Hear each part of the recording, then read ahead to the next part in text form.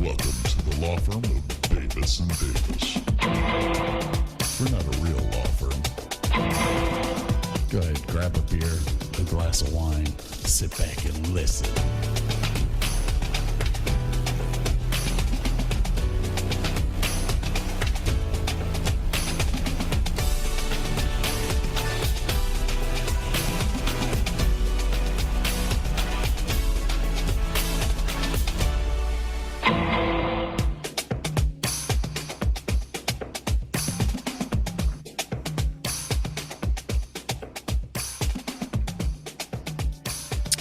I don't think there's enough bass in that.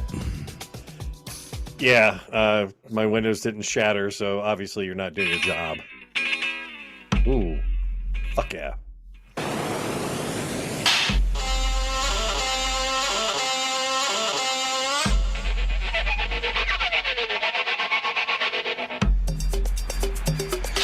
I talked Uncle Scotty into buying this album, and I think he's enjoying it. I bought it for one song and one song alone, and it's not on the remastered album. And yet you're not upset, are you? Bert's like, oh, you gotta get this album. You gotta get it. You got it. So I went and bought it.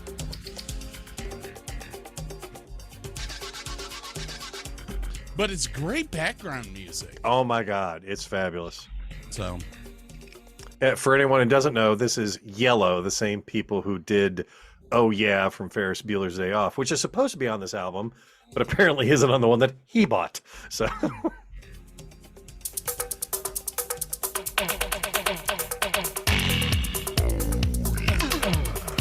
so I had to buy the second album.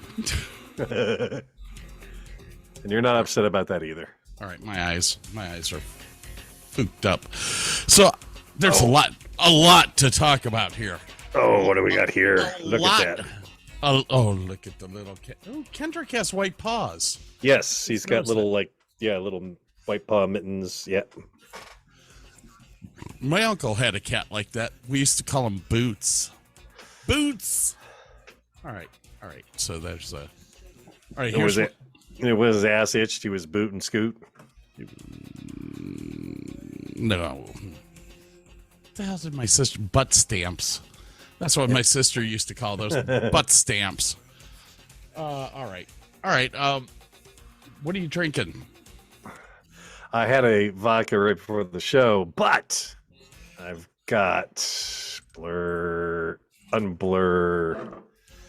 I have Old Forester 1910. Oh, I had that last week.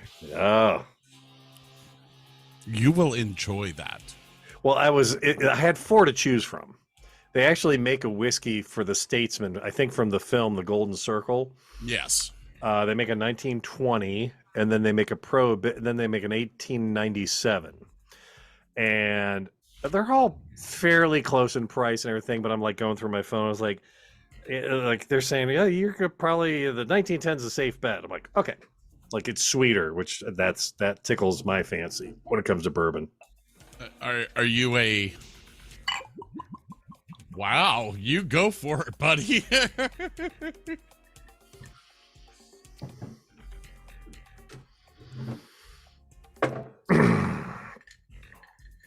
Well, before I take a sip, what are you drinking this evening? Well, I'm trying to get a picture of it here so that you can see it. Oh, while you do that, I'm going to take my first sip of this. Oh. Wow. Oh man, like cherry, like attacking your tongue, cherry right off the rip on that first. Wow. Release the Kraken. So Burke just saw God damn. I am really, really impressed with this. You might get an A+, my little man. It's got a little rougher finish. That'll be like the first A+ you've given. Maybe. Oh no, Blade and Bow you gave an A.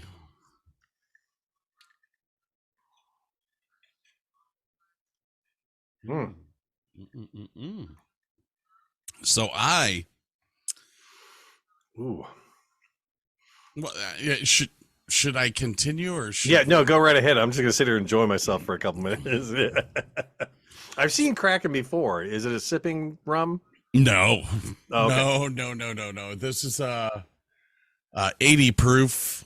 I mean, it could be a sipping rum if you'd like to get hammered real quick. Because it tastes phenomenal. My friend Kathy and I went to Las Vegas last year, and I think we finished off an entire bottle of this in one night, and then woke up the next day and drank what was still on the coffee table. Oh my! Oh, it's bad news. Bad news. Release the Kraken. So I'm doing Kraken and Coke. I learned in Las Vegas that Kraken and Dr. Pepper is just too sweet. Even though I love the Dr. Pepper, you have to do something that's a little bit not so sweet. I wonder if Diet Dr. Pepper would work better. Diet Dr. Pepper is awesome with it. Anything that's diet is actually better with it. So, Well, this has got some medium notes to it. It's not going to hit an A plus. It's definitely going to hit an A. There's some floral in this. There's not a ton of vanilla per se, and not a ton of charred oak, and that's okay because it's got like a lot of medium, like mid-range flavors to it as opposed to like the highs and the lows. And yeah, that's tasty. I'm glad I got that one. And I'm not caught up, but I got a few of my drinks up on the website for everybody to look at. Although it's been so damn long, I've forgotten what they taste like. The reviews are going to be a little generic. I apologize. that's so sorry. I've been drunk so many times I've forgotten. I've been drink so many times. I've been drink so many times since then. I've forgotten. All right. So I said that there's a lot that we have to go over. First off, the new addition to the studio. We got new toys. Let's see. That is screen 3. Oh, we got a cooler. That's digitally controlled. Is that not awesome? That is cool. Yes, we have a new mini fridge in the studio. It actually has a blue LED inside of it, so everything glows. Nice. My beer fits in it beautifully. The Coke for the Kraken is already chilled. The Kraken is sitting in there chilled. Let's see here. Well, Sam, when she came back from college, had this little mini fridge, and I'm like, well, why don't I just put it in my computer room? So it is actually sitting right next to my computer. So I've got cold pop, and I can put ice for my drinks in the little thingy there. So I really don't have to get up. It took me like, half a season of this to realize I don't have to get up from my spot. I can just put ice in that damn thing in a little plastic tray, and I don't have to go anywhere. This is awesome. Cat, get away from my keyboard. Swear to God. If you hear stuff in the background, my daughter is listening to like an online or an online something for college, and she's taking notes. So if you hear some strange lady in the background, it's the computer. All right. So the mini fridge is awesome. That is cool. And it's got the glass front, which is really nice. Oh yeah, it's pretty. I'll put a better picture of it. Post it on your. I will post it Scott's on the website. section. Now, to top it off, this past Saturday was a very interesting day. At This is creamy, like it rolls over your tongue, but then it hits you a little alcohol in the back. This is nice. I'm really digging this. Sorry. Go ahead. So Saturday was an interesting day. Yes, it was. At the golf course. Did we kill another golfer off? Do we have to have the or do we have to call the police? All right, you see this little rock right there? Yeah. Well, that rock proceeded to, launch this brand new 2023 Ford F-150, 20 feet in the air. And I can't really, it might let me zoom in. Let's see here. Let's see if I can drag it down. You can see where the driver's head hit the windshield. That's the passenger side. Yes, when he hit that rock, it turned the car sideways. He slid into the passenger side seat, and when it landed, the spring from the seat was so springy because it was brand new, it flung him face first into the glass. And I'm going to take a wild stab in the dark here and say he wasn't wearing his seatbelt, was he? I don't. Oh, look. Yeah, look at how many of those DFW police officers are there. It looked like he clipped a tree branch because there was a tree branch down that first picture. What's that? Or 1, 2, 3, 4, 5, 6, 7, 8 20-foot long tree branches. Jesus Christ. It was a crepe myrtle, and crepe myrtles have multiple shafts that come up out of the ground. He said shafts. And he hit them all. Now he is inside the ambulance at this point in time, tending to his face, which had been ripped off by the windshield. Now I got involved in this chase while I was in a golf cart. Wait, chase? So apparently this gentleman decided that it was worthwhile to get into a fist fight in the bar after he shot his round of golf.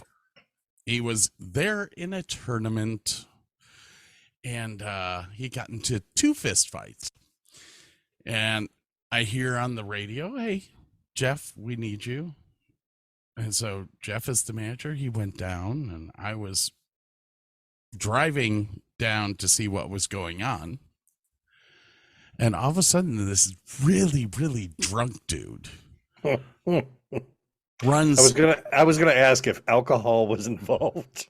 Runs into my cart as I'm driving down the ramp to get to the backyard. And all of a sudden, Jeff is standing right next to him screaming, "We just don't want you to get a DUI. We don't want you to get a DUI." And all of a sudden, he jumps into this brand new 2023 Ford F-150, $55,000 vehicle base price. Which he probably waited like 8 months to get. Well, this gets even better. Because as he sped out of the parking lot, one of the guys came up to me as I was starting to chase him down the road in my 8-mile-an-hour golf cart. And he said, I'm so sorry. He was with our group, but he's not with our group. I mean, he's my insurance agent.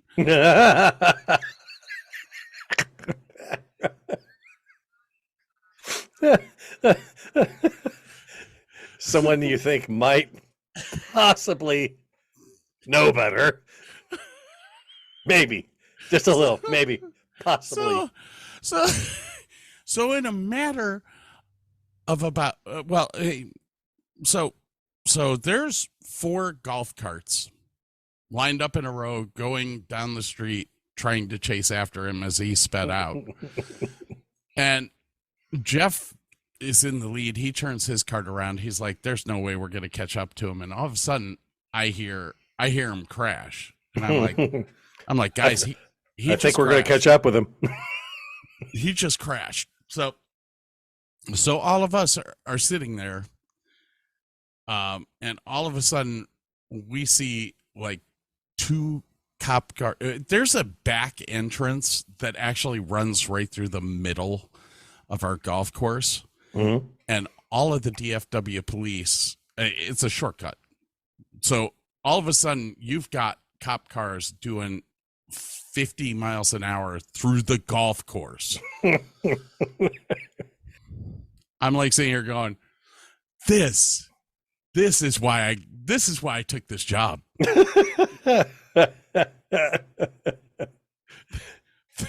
Who says golf isn't a sport? If you can get hurt, it's a sport. The best job ever. And I swear to God, this music was playing as that truck was leaving the parking lot. He hit the turbocharger. He flipped the switch for the supercharger and took off. So we finally 5 minutes later make it all the way to the entrance to the golf course, and that's where the accident was. He hit a rock, and the cop said that he was probably between 15 to 20 feet in the air with as fast as he hit it, because he had it floored, and there's almost a quarter of a mile stretch of just straight road. And I mean, when you went and looked at the rock, the scrape on it from the skid plate on the truck, I mean, this thing was jacked up. You saw how tall it was. Yeah, no, it's a tall truck. It's like that had to be a hell of a boulder. For him to compress it down that far and hit that boulder, it was wild. Ooh, you are really, really choppy. What's going on here? Speed test time. Uh-oh. I have 400 download.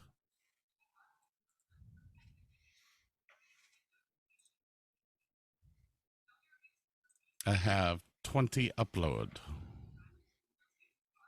Well, there's your problem. Where's my problem? 20 upload ain't that great, is it? 20 upload is great. 20 download would suck.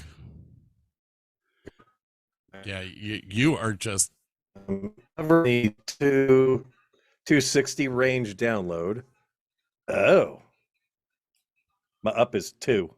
That's bad. That's why you are all I'm getting is that's bad. I mean, I could reset all my shit if you need. Well, you look okay right now. What did it speed up? I wonder if it's just latency in with your spec. You have Spectrum, right? Correct. Yeah. Gotta love that Spectrum. God, I don't know how many times they used to say that before they boosted me up to 400. I'm trying a different server here just to see if there's anything different. Oh, there you go. You're gone. Hello. Hello. Hold on. I should take a picture of that. Speed. Oh my God. I should have taken a picture of that because you had your finger up like this, but you moved it and it stopped, so it looked like your finger was like this wide. I was like, damn. Yeah, 257 down, 2.2 up. Hold on one second. Well, why don't we take a break here real quick and we can figure this out. We'll be back. Okay, bye-bye, everybody. Bye-bye. Bye bye. I want you to know that I'm happy for you. I wish nothing but the best for you both. I know the version of me. Is she perverted like me? Would she go down on you in a theater? Does she speak eloquently? And would she have your baby? Hey.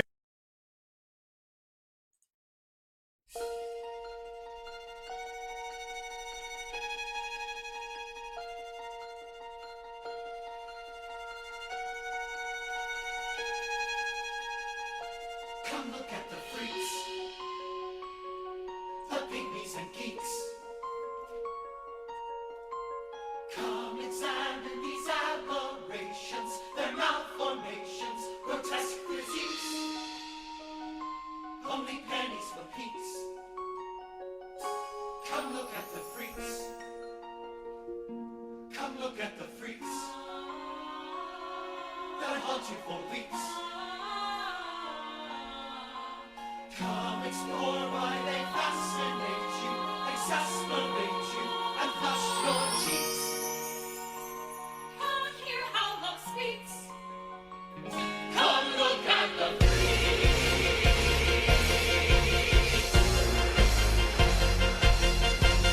Ladies and gentlemen, step right up. Right this way. There is no wait. We don't waste your time. So little to pay, just one thin dime. Gained you admission to my auditorium. Never have you seen a comparable emporium of wonders under one tent.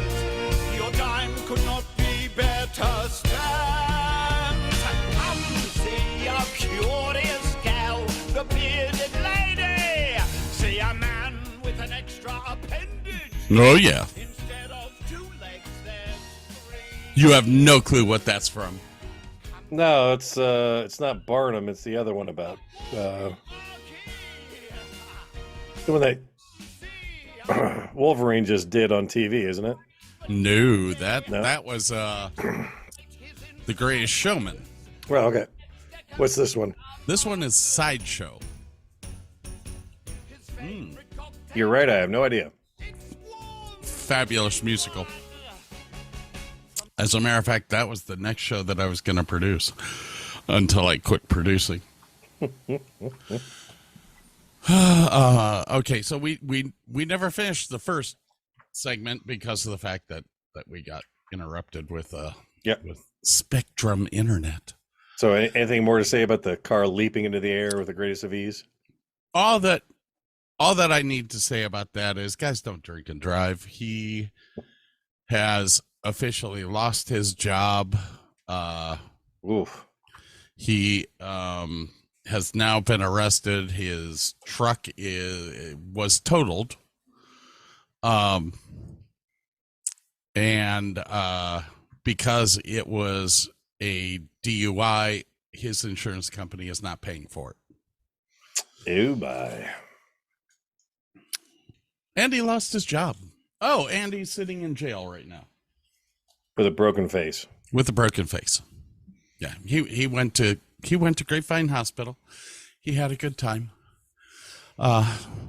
It was the last time that he wasn't in shackles. All right. Now there's even more to go about doing. Okay. I have a job for you to do. Oh, good. Now, next week's show is the last show before I come to Ohio. Okay. Is it not? I'm pretty sure it is. Probably. I get there on like the 20th. So next week's show is? Yes. The show before the grand tour of Put-in Bay. Yeah. How much fun is that going to be? Oh, the hangovers are going to be epic. With the hot sauce, too. Going to be great. All right, Sam, can you hear me? Yeah. All right. What is this from? Woo! It's Dean. Supernatural. Yeah, he's scared of the cat. It's shit. What's the episode? He gets scratched by something. That was scary. Now we done feeling our feelings? Because I'd like to get out of this room before we both start growing lady parts. It's gotta be Supernatural also. Is that when they're in Bobby's like little bunker in his house? Okay, so you gotta clear your It has to be schedule. like fucking Soulless Sam season or something like Be a lot. You fight those that. He's getting dragged away by police. Soulless Sam. Ah, yes, it's gonna be There we go. gonna be a great show. And Burke's like, how's this gonna translate to people? It's all audio clips. Yeah. Well, So- we had done the stuff with your show with The Jack in the Box. Jack and the you don't know Jack Yeah. and stuff, and that one would probably be okay because they're giving us the questions. Yeah. Yeah. We don't have the answers going over the airwaves to people, but yeah, This one we do. We'll just do Yeah. like. We'll just have to say there, I'm you can like. you can stand up straight. There Thanks. you go. So, as I said, the only requirements are this: you need a computer, and you need a cell phone. The cell phone is your buzzer, Sweet. and Same gonna- app we used last time. I don't remember what app we used last time. What app did we use? Evil Apples. No, that's the card game. Yeah, that's the card game. Did we use the buzzer the last time? Yeah. No, but we can. Well, Jack in the Box has its like. Oh, yeah, that you don't know Jack does that on its own. Yeah. So we This- can literally like just either get like an app. Or There's just- an app that I used on Cleveland Sports Fan that we can do up to 8 people. That's why I picked teams and of four. 4 and 4. Yeah, we'll just have to figure out what that is. Yeah. I'll get all that down on paper probably tomorrow because I've got tomorrow and Thursday off and I will shoot it to both of you. But you're going to need more teammates. So see if We'll get, Mackenzie is free. But also remember that I'm going to do old shows. So Yeah. you may want to think about finding somebody in their 40s. Well, I don't think I can find 4 people, so I'll probably be the old dude. See And if one of. I mean, if you really want something hilarious, see if one of the twins. the twins or Taylor. Taylor would be hilarious. I mean, She does tends to she go- watch a lot of TV and movies? Yeah, Okay. she's beginning to. What? I mean, Beginning to? No. I need seasoned veterans here. She'd be pretty hilarious. All Yeah, right. because I might have Bob, which means that I'm probably going to win. Okay. Bob knows everything from 1980s backwards. So You didn't know shit about the movie we were talking about. that was movies. This is I TV. have to leave because I have to. This is movies or TV. Bye-bye now. Bye-bye. Bye-bye. Bye-bye. Bye-bye now. All right. Move the camera. Fight the fairies! You fight those fairies! Back to headphones. All right. We're back to headphones. Ah. I only have about 700 more supernatural things. Well, with Sam on my team, you're fucked. So, Well, remember, I'm not going to do all supernatural. yeah, I know. So you told me about part 1 and part 2. Is there a part 3? Part 3 is going to be a free-for-all. They will Meaning what? They will be audio clips. You just have to name what it's from. Guess the random audio clip. Mm-hmm. So, okay. And what I'm doing with the third segment is I'm actually cutting up different audio clips, putting them together. So, say MASH. You may have the beginning of the clip with Radar speaking, then it'll cut to Klinger. I don't have that capability. What do you mean? I don't have any audio editing. I'm not you don't have to do anything. I've already done all this. Oh, I thought you wanted me to like send you some. Oh, okay. Alrighty. That's why I That's said the beauty of this. I don't have to do jack shit. You don't have to do jack. You just have to come and play. Okay. All right. My team has to do some shit. But that's okay. I have 2 youngins and 2 oldins. And we will rock this baby out. This is going to be a good old time. I think you will have a good time. Cool. I think it'll be funny. Well, Sam will be funny every time I play a Supernatural clip. Yeah. You might just have them all supernatural. Just for...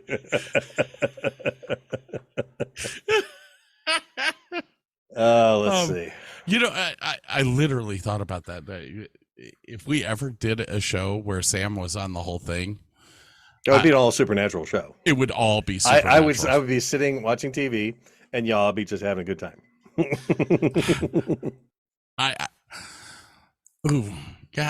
Sam and I really need to sit down and do a supernatural show. Well, when she's not in school and working killer hours, yes, and I don't know when that is exactly, but you have her number. You can text her and find out. At some point in time, she has to graduate school. So, she's working full time and going back to school part time, so it's going to be a little bit. Oh my God! Does she have her bachelor's already? She's got a neuroscience degree, a 4-year degree in neuroscience, but she's going back for her RN. Okay. I didn't hear that. Whatever. Anyway, so I think she's talking to somebody else. I think she's talking to her mama. Her mama? Her mama. My whiff. What? You're married? I know, right? When the hell did that happen? Shit. She's not coming with us to Put in Bay, is she? Hell no. Oh my God, she would not handle it well in that room. She would murder herself or us.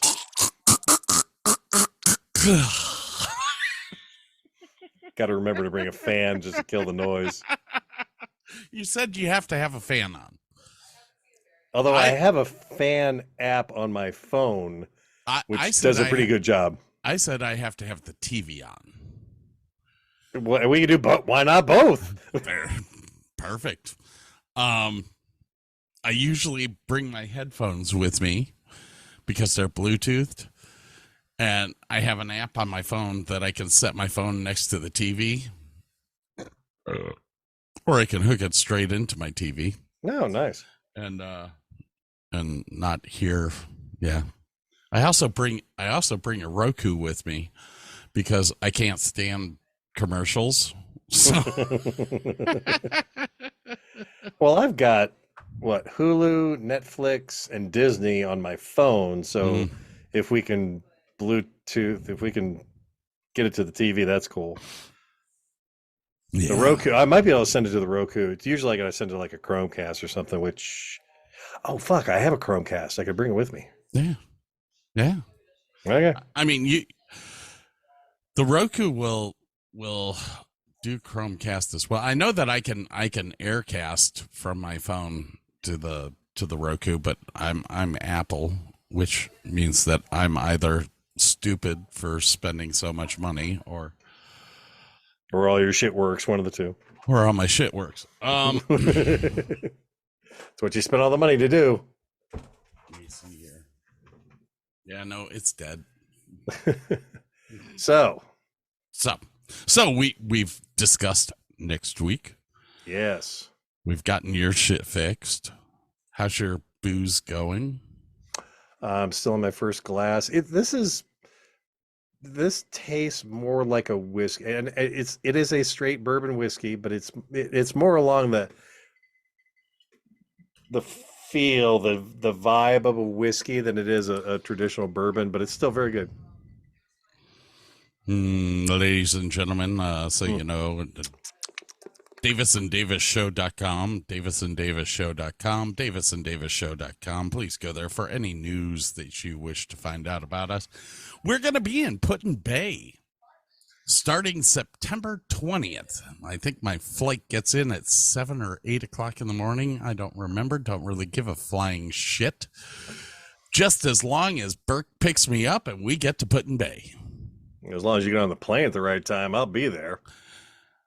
I think I'm supposed to be on the plane at 6 o'clock in the morning. But remember, I live right outside of the gate to DFW Airport. So, oh, nice. Yeah, walk over there. Well, that, and I've got my known traveler number. So I bypass most of the security. I don't have to take my shoes off. I don't have to take my belt off. None of that stuff. Life is so much better when you're a freak. So would you like to see what I did this weekend? Yes. You want to flip over to... Oh, hang on. I'm releasing the Kraken. Oh, yeah. You said you've had it before. So, like, up against Bacardi Gold. Kraken's much better. Oh, yeah, I get that. But, like, how and why? It's got a little bit... Okay, at 80 proof, it's got a fabulous flavor. Mm-hmm. I mean, it's not... Bacardi Gold is 80 also, but... Yeah, it doesn't drown out. It's a spiced rum still. Mm-hmm. So it has a little bit more oomph than Bacardi does. Bacardi's a great rum for mixing with drinks and stuff like that. Kraken, I like the Gold because it just has a lot more flavor to it. It's it's not just the rum flavor. It's rum and a little spicy and a little more encompassing. And the Kraken is just, I mean, it's almost Captain Morgan's on steroids. Gotcha. It's got a phenomenal flavor. You could drink this shit all night. I mean, you'll be hammered by the end of it, but you're like, oh my God, this is so good. And I think the other thing about it is that I've never gotten a hangover from it. Mm. That's what she said. Yeah, I mean, it was really good. Now, I did get kicked out of Bally's, and something about Kathy not being able to walk. And Bally's was attached to Paris, which was where I was staying. And it was really sad when they took my driver's license and said, "You're no longer welcome." Okay. Thank you. Would you like her? They asked for her driver's license. She looked at them and said, "Fuck off." I was like, should have let the drunk speak. I wasn't drunk. She was hammered. Okay. All right. I've done enough talking about that. All right. So I guess the next thing to do is go into the show. No. Oh, shit. We haven't talked about what you did the last weekend. No, it's been all about Scotty. All about me. It's all about Scotty. Yeah. Let's see. Wow, you're right. It is all about me. I'm so proud. I am so proud that you have figured that out. So, I've been multiple sharing already, so you've been able to share with me forever. I'm just waiting on you to.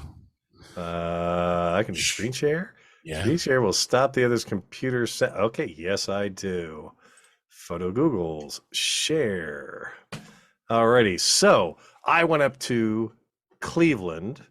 Bob and the boat that I worked on many times at the beginning of the year was the boat that I was on. And it was also the weekend of the Cleveland Air Show with the Blue Angels. So I got up there a little bit early on Friday, and I was at the 77th Street dock, which is where you put your boats in, which is about 2 miles away from the airport where they're having the show. But I still got these pictures. No, that ain't it. So the Blue Angels tearing ass across. Just, I mean, look at that. You can read the numbers on the tail fins. They were so damn close and loud. Oh my God. The sound was amazing. Hey, wait, whoa. Go back. Right there. We were supposed to stay there. Uh-huh.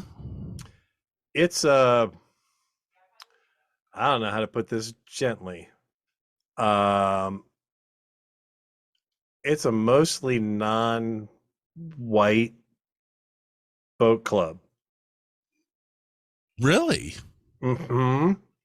And we were supposed to stay there, but the wall they had us on was so tall we couldn't have gotten out of the boat and onto dry land, so we just anchored a little bit in the little bay right there by the where you put the boats in. But let's see. Picture. Look at that. So pretty. These might. Oh, can you hear that? Cannot hear it. You're not sharing your sound. I don't know how to share sound, do I? Well, you would have. What did I do last time? Usually, I'm screen sharing. What you have to do is stop sharing, then press share, and you'll see share sound in the lower left-hand corner of the box that pops up. Aha, there it is. Oh.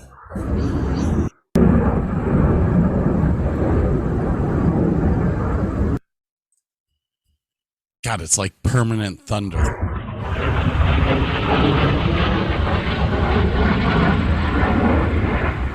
That sounds so good on the headsets. Holy cow. It's thinking.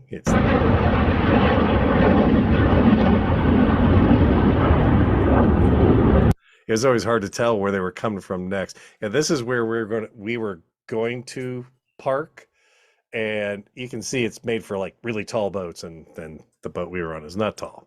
What the hell was that? Bug bite. This is just the sunset.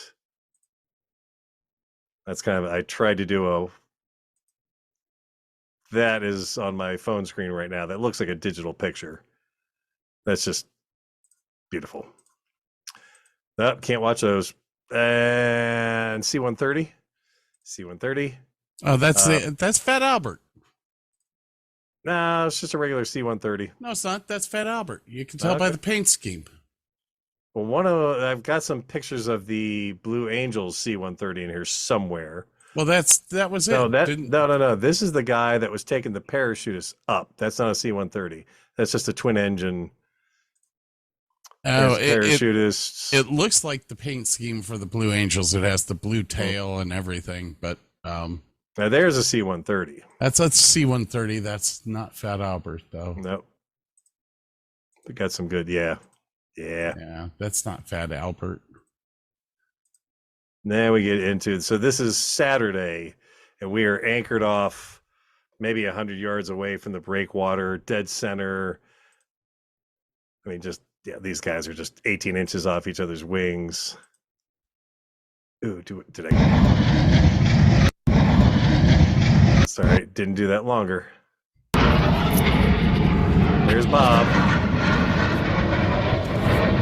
There's Mary. Another video. Why is there music to this? Whatever. I can Google those shit you just have no clue about. Going upside down towards each other, braking, taking off. Yeah. And then the Saturday night sunset was not quite as nice. That is, I forget what they call that big thing on the horizon there. It is the water inlet. It's about 6 miles offshore that they get all the water in Lake Erie that they use for Cleveland. And I got bit by something. Alrighty then. That was my weekend. It was fabulous. Friday night, we got so hammered. Oh my God, I was bartending. That was the problem. Saturday, we were all a little hungover. The show was excellent. The weather turned bad, and unfortunately, we actually took the boat out at like, oh God, what was it? Midnight, 1 o'clock in the morning, tore it all down, crashed in the back of the truck, and I got home Sunday morning-ish. So, yeah, but it was a great weekend. Well, that sounds exciting. It was fun, man. It was nice. Don't do anything I wouldn't do. That doesn't leave a lot left. Yeah, good point. All right. Anything else we need to discuss before we... Not that I am aware of. Okay. Then we're going to take a little break. Okay. We'll come back and we'll get into Hogan's Heroes. Hogan's Heroes. Ooh, yes. Seen a bit. Bubba. Wait, am I No. sharing? No, Oh, you know why? because I took over. Because you took over, so I'm no longer sharing. Everyone hold for a second. Because, yeah, I'm going to make you wait for a break. That just makes totally... Okay, here we go. Here's to the finest crew in Starfleet. Engage. Captain Jean-Luc Picard of the Captain Jean-Luc Picard of the Make it so. Make it so. Make it so. Make it so. First duty of every Starfleet officer is to the truth, scientific truth, or historical truth, or personal truth. It is the guiding principle on which Starfleet is based. And you can't find it within yourself to stand up, tell the truth. You don't deserve to wear that uniform. This is becoming a speech. You're the captain, sir. You're entitled. Not entitled to ramble on about something everyone knows. Captain Jean-Luc This is awesome. Captain Jean-Luc Picard of the All right, kids, we'll see you in a little bit. Make it so. Make it so. Make it so.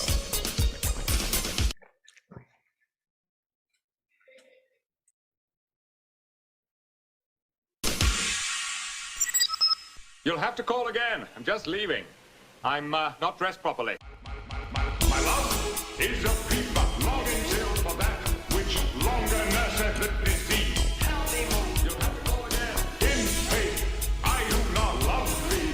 With mine eyes they be 1,000 errors see. But 'tis my heart that loves what they despise. In despite of you are pleased to know. Shall I compare thee to a summer's day? You'll have to go again.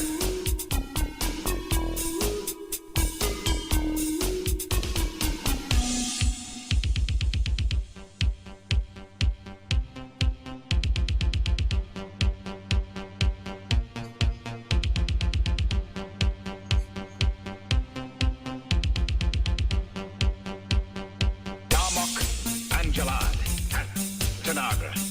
Darmok, Oh God, Blue Picard, this is awesome. Darmok, Angelad, and Tanagra. Darmok, Angelad, and Tanagra. I am Locutus aboard. You will respond to my questions. I am Locutus aboard. You aboard. I am Locutus aboard. You will assist us. I am Locutus aboard. You aboard. I am Locutus aboard. Lock phases on that vessel. I am Locutus aboard. There are 4 lights. I know all of those episodes. Oh my God.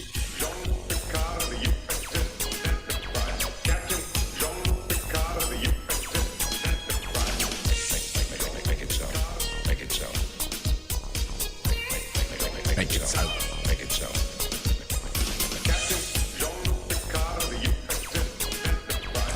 I found this one day and I was like, this is perfect for our show. Make it so. Make it so. Make it so. Make it so.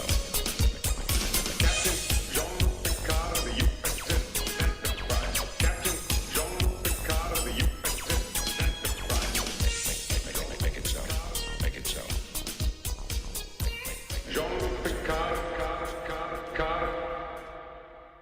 That's awesome. Oh, what a beautiful day. So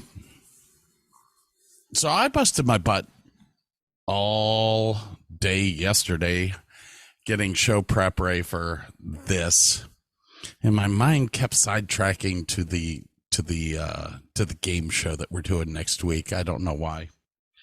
I was totally stupid and did not download the Theme song. the theme song for the show. So sorry. So, ladies and gentlemen, let's get into it.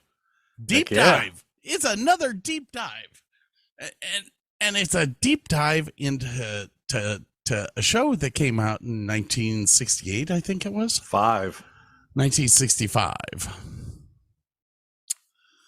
We weren't even born. Yeah, number of episodes 168. Only 167 of them were in color. Yes, the pilot, the very first episode I thought there were more in black and white than that, but okay. was the only one that was in black and white. Huh. Okay. The show that we're talking about is Hogan's Heroes, starring Bob Crane, Werner Colonel- Klemper. Oh, you gotta give their full character names while you're at it. Bob Crane played Colonel Robert E. Hogan. Werner Klemper. Played Colonel Wilhelm Klink. John Banner. Played Sergeant Hans Schultz. Robert Clary. Played Corporal Louis Lebeau. Richard Dawson. Played Corporal Peter Newkirk. Ivan Dixon. Played Sergeant James Kinchlow. Larry Hovis. Played Sergeant Andrew Carter. And Kenneth Washington. I don't have him down here. Kenneth Washington was what, Baker? He was Baker. Gotcha. In 1970, Ivan Dixon left the show. Mhm. And Kenneth Washington took over as Baker, which in a way was in the 1960s and 70s to have an African American man portraying somebody who's a radio man. He was also second in command of the group. Yeah, I mean it was big of them to do this. Especially in that time period. The 60s were tumultuous for African Americans. It was rough being them back then. Yeah. Even even myself growing up in the 70s, I saw the hatred was still there. It's there were several reasons why none of us went to Lodi during certain days of the week. I'm going to get hate mail from somebody in Lodi. Probably. Lodi wasn't that bad. We only had a parade once a year. We also had a couple other regulars on the show. Leon Askin as General Albert Burkhalter. Cynthia Lynn, who played Helga. Sigrid Valdis, who played Hilda. Howard Kane, who played Major Wolfgang Hochstetler. And there I picked out 3 people from the cast that I went, oh shit, I know that guy. So Bernard Fox, the guy from the biplane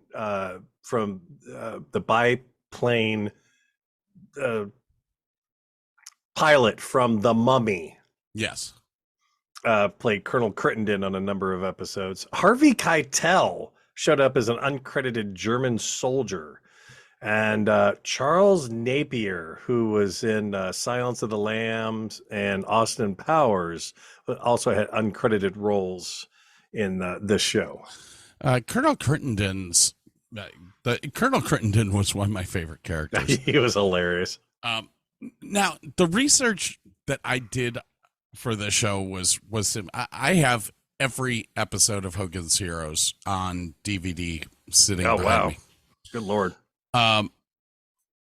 So I went through and I watched the last season first, and then I watched the first season, and it was very interesting doing it this way.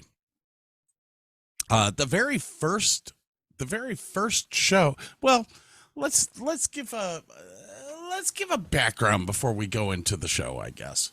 Okay. Now you want to go background? This Stalag 13 was an outdoor film set built in 1965 near the northwest corner of the RKO 40 acres in Culver City. That was the backlot owned by RKO Pictures and then later Desilu Pictures. For nearly 50 years, its outdoor full-scale sets had Western streets and Atlanta streets and Main streets. Was used in films such as King Kong, the original, Gone with the Wind, a number of TV series like Star Trek had a couple episodes, and Bonanza even had a bunch of episodes there. I have a picture I could share with you, but then you'll have to remember to turn your stuff back on. So that is the... You can see, can you see? Yes. Okay. So you got all the Stalag 13, you get the high berms and everything that you're looking at the gate. Yeah. So yeah, I just thought it was kind of an interesting picture because I think, didn't we talk about the back set for, oh God, what show was that where they're the SS Minnow? What was that show? Oh, Gilligan's Island. Yeah, didn't we talk about like the set areas and stuff like that? We're looking at like aerial photographs. We talked about some of the backlot stuff. So go ahead and share again. The whole backlot thing. I mean, remember, I think it was Mayberry RFD. Mayberry was on this set also. Well, if you go back to bring the picture up, please. Now, they don't have it listed on this picture, but in this picture, you can actually see part of Mayberry down in the lower left corner. Sorry. Yeah, there's fenced-in houses. That road was showed up in Mayberry, the Andy Griffith show, and yeah. And I always said that's really kind of funny that you could have gone out of Mayberry and straight into Nazi Germany. The premise of the show here, I'll read it. Go ahead. Hogan's Hero centers on U.S. Army Air Force Colonel Robert Hogan and his staff of experts who are prisoners of war during World War II. The plot occurs during the permanent winter season in the fictionalized Stalag 13. I have a bit about the whole winter thing, yeah. Which, when I watched the first season and the last season, it amazed me at the fact that most of the people weren't sweating any of that. Yet it was filmed in California. In the heat of... I mean, hopefully they filmed in the off seasons and it wasn't so blistering hot. Yeah. It was always snowy. The producers and creators agreed to do this from the very beginning. Cat. There would always be snowy. So whatever episode you watch at whatever time, it all felt very continuous. The cat is trying to dig something out of something from the desk over here. Hey. So how did they make it look like snow all the time? In the first 3 seasons of the show, they use salt to mimic the look of snow on the ground or on the buildings on the set, but it wasn't very cost effective. Then the 4th season, they started painting the rooftops and the ground with white paint, apparently. So it's not very noticeable difference. And they would also do night shots during the day. Like they didn't wait for night because it was really tough because the cameras weren't very good at night. The lighting really sucks. They had some special filter that they put on the lens of the cameras to make it look like night, and they could film all day long and do as many night shots as they wanted to. Yeah, basically they use a neutral density filter, and they're able to make it as dark as they want. What was cool about that was that as with the neutral density in, the spotlights that you could not see during the daytime were noticeable in the backgrounds. Oh, that's cool. Yeah. So anyway, I interrupted. Please continue okay.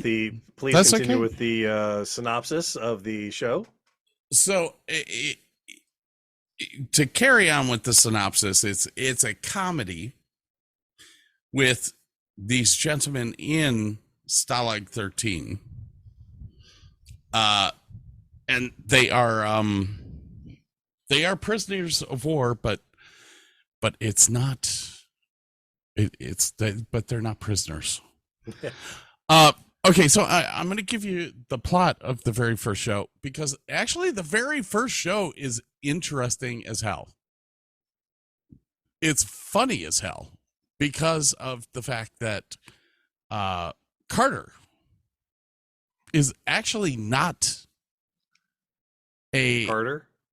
Well, he's Carter, but he is actually breaking into Stalag 13. And the guy that's there helping him to get in was only in the very first episode. Oh, wow. What they ended up finding was that they liked Carter's character better than the other guys. So they kept Carter. Nice. Which was cool as shit. Now, the very first episode is all about Carter breaking in to the camp. A Nazi spy infiltrates Hogan's group. Ooh. And basically tries to tell General Bolt Carter where all of the tunnels and all that stuff are. Oh God, I do remember that episode. And it's brilliantly done. I mean, Hogan finally figures out he's a rat, and then sets him up. They set him up. You know, they're making Luger cigarette lighters and stuff like that. I mean, it's all kinds of wacky stuff, so that the guy ends up getting caught by Burkhalter, and in the end, and like I said, Carter wasn't even supposed to be there. Yeah, you're talking about Larry Hovis, right? Larry Hovis. He was not supposed to be a full-time character in the show. Did you know that he always hid his wedding ring? Yes. He would not take it off. And that's why you see him wearing gloves a lot of the time. He was very deeply devoted to his wife, refused to remove his ring. But the film in the summertime, it kind of sucked. His wife was named Anne Corrigan, and they remained married up until her death in 1995. Hovis passed away in 2003. Yeah. I mean, let's go through the cast real quick. We have Bob Crane. We'll talk about him last. After Bob Crane, let's go with Werner Klemper. Cool dude. Werner is an actual German. And when he signed on to do this role, the one thing that he said was, the minute that Colonel Klink succeeds at something, I will quit. Yeah. the Nazis had to look like buffoons at all times. They had to always fail. And he was very adamant about Colonel Klink being a buffoon. He had to be a buffoon. Now, it was interesting, like I said, watching the pilot again, because Colonel Klink isn't as much of a doofus in that as right. He was a lot more militant. Yes, he was a lot more militant. He actually was surprised when the one guy turned out to be a spy for Burkhalter. Yeah. But yeah, he got a much more vaudeville kind of vibe going on later on in the series, definitely.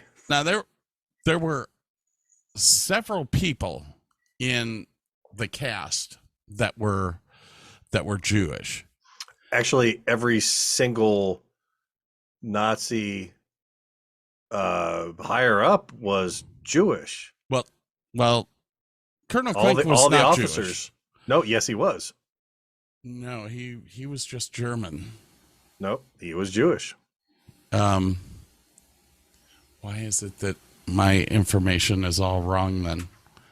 All right, everyone, we're going to have to pause for a second because we are. All right. All right. So we've had a little bit. Some of my information is a little off, but. Well, here we go. Klemper was born in Cologne, Germany, to a musical family. But he was musically. His father was some kind of like famous composer. Yeah, well, he was a conductor. The conductor, I'm sorry. Yeah. Otto Klemper was a conductor, and his mother was a soprano singer in opera and other forms of blah, blah, blah. His father was Jewish by birth, but he converted to Catholicism when he married Klemper's mother, who was Lutheran. Wait a minute. His father was Jewish. He converted to Catholicism, but later returned to Judaism. Yes, his father did go back to Judaism, but Werner stayed a Catholic. Okay. All right. So some of my info was a little off. I apologize. Klemper definitely got some Jewish roots in him. but well, his family was Jewish. So yeah, I mean, that's something that my family's Catholic, so Catholicism is something big to me. Yeah, it even says that his grandmother was a Sephardic Jew from Hamburg. Anyways, the Klempers immigrated to the United States in 1933 after World War I. This was the beginning of the reign of Hitler. That's him. And for those of you that didn't see it, I stuck my finger underneath my nose.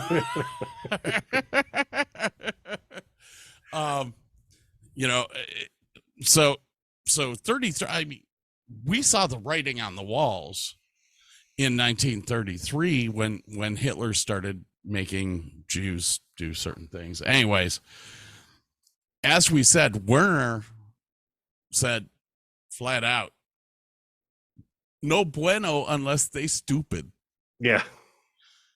But that does lead us into General Bolkarter. Levy, what's his name? Hold on, please. Leon Askin. Askin, yes. Leon Askin was Jewish. Mm-hmm. And he, if I remember, I think he got into the States in 1940. Ooh, that's from memory. That I could be wrong on that one. I think it's you're either right, him or though. LeBeau. Either him or LeBeau. I can't remember which. Let's find out here. It's opening.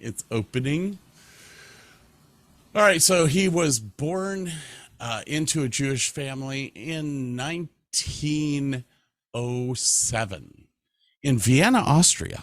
Wow.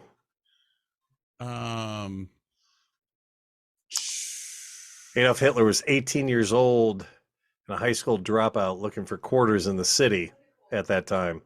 Wow. One of the sad facts is that both of his parents were Social democratic activists. well, they were also both killed during the Holocaust. They were both put into internment camps and gassed to death. Yeah, his Askin was doing a show when Hitler took power in Germany in 1933. Askin was unfortunate enough to be playing a gig in Dusseldorf and was hauled off stage and told not to return. He was then arrested by the SA, taken to a makeshift jail, beaten senseless by the SS, and in 1938 he fled to Paris as Hitler rode into Vienna in triumph. Soon France declared war on Hitler's Germany, and the young actor eventually interned for a short time at the Malais du Maine prison camp. Jesus. There it is. Yeah. Immigrated to the U.S. in 1940. Immigrated in 1940. Yeah. Okay. Both of his parents were murdered in the Treblinka death camps. Oh, God. He did a lot of movies. He served in the military here too. Actually, a couple of people did. Yeah. The serving in the military was a big thing to a lot of them.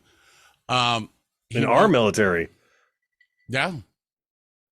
Let's see here. He won the Austrian Cross of Honor for Science and Art twice.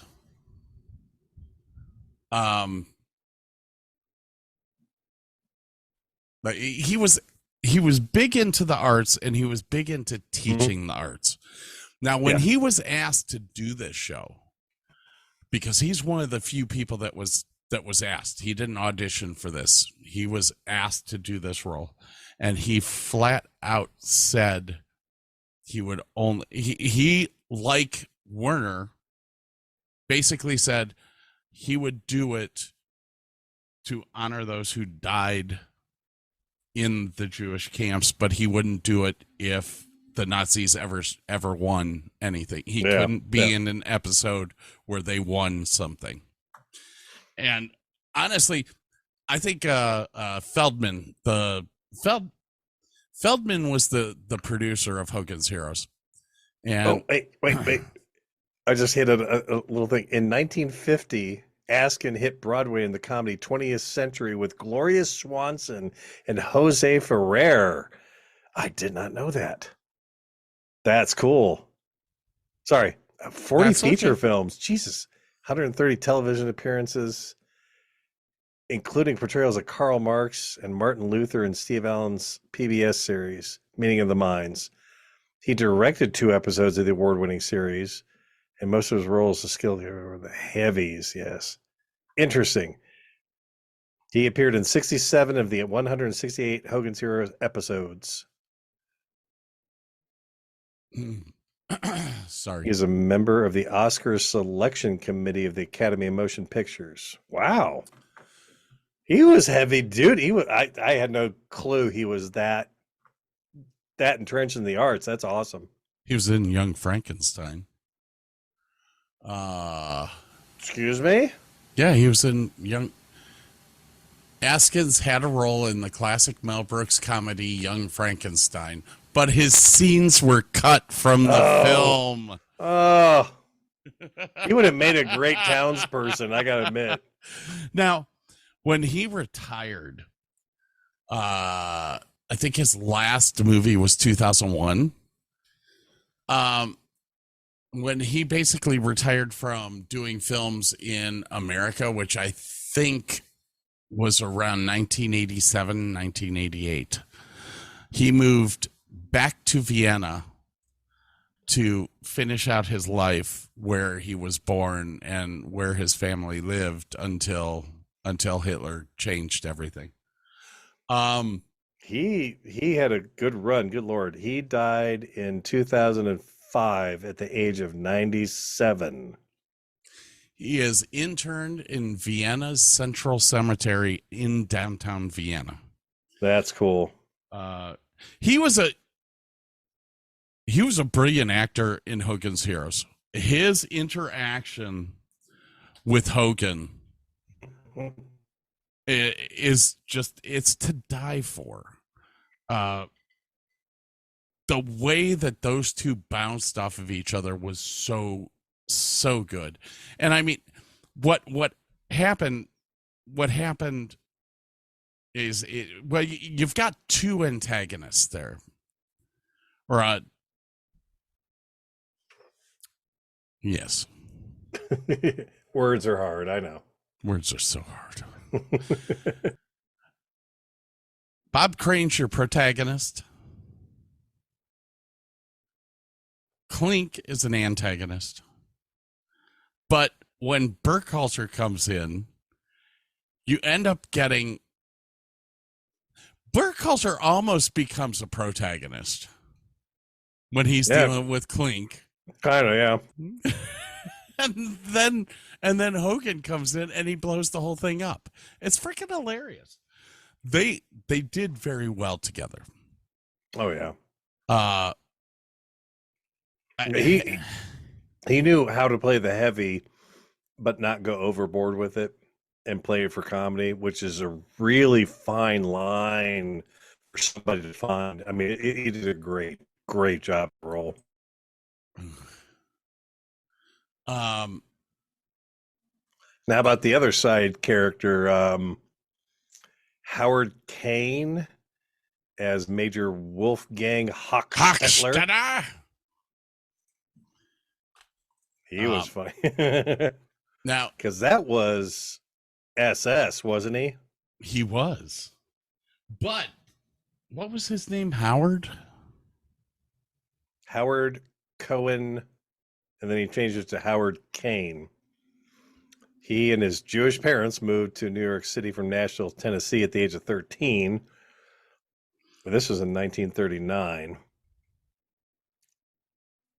Now, he's already working towards his acting career, losing his Southern accent, learning the first of some 32 foreign languages. Are you kidding me? No, I'm not.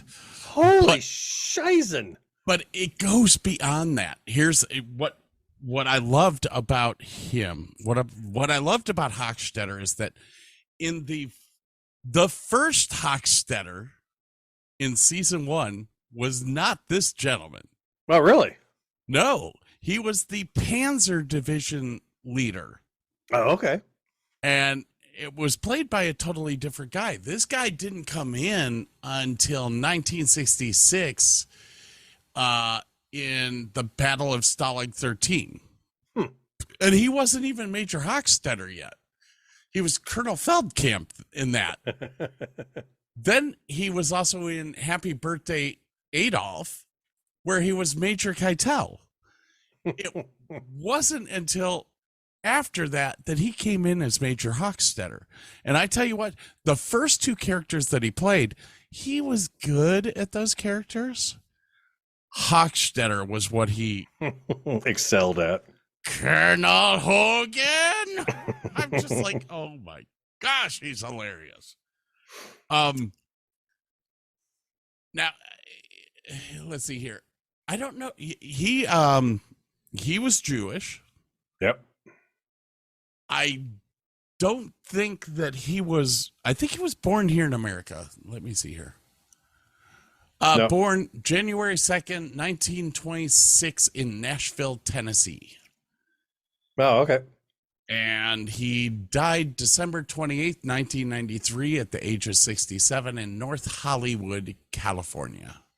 He took up Appalachian 5-string banjo in the 60s. Yes. And went on to win 29 banjo contests. Dude, that's awesome. As a matter of fact, let's see here. I'm on this one website that I kind of breezed through. I have it up right now, so I'm kind of like referring to it. Dude, that is him playing banjo. That's awesome. Playing the 5-string banjo. Let's see here. Back to this, because I got to be able to see my screen. He then moved to New York City and began studying acting, learning to suppress his southern accent, he went on to become a master of 32 languages. That's amazing. Kane served in the United States Navy, go Navy, from 1944 to 1946. And he did fight the Japanese in the Pacific Theater. Holy shit. Kane studied drama at Columbia University, where he graduated summa cum laude. Super smart guy.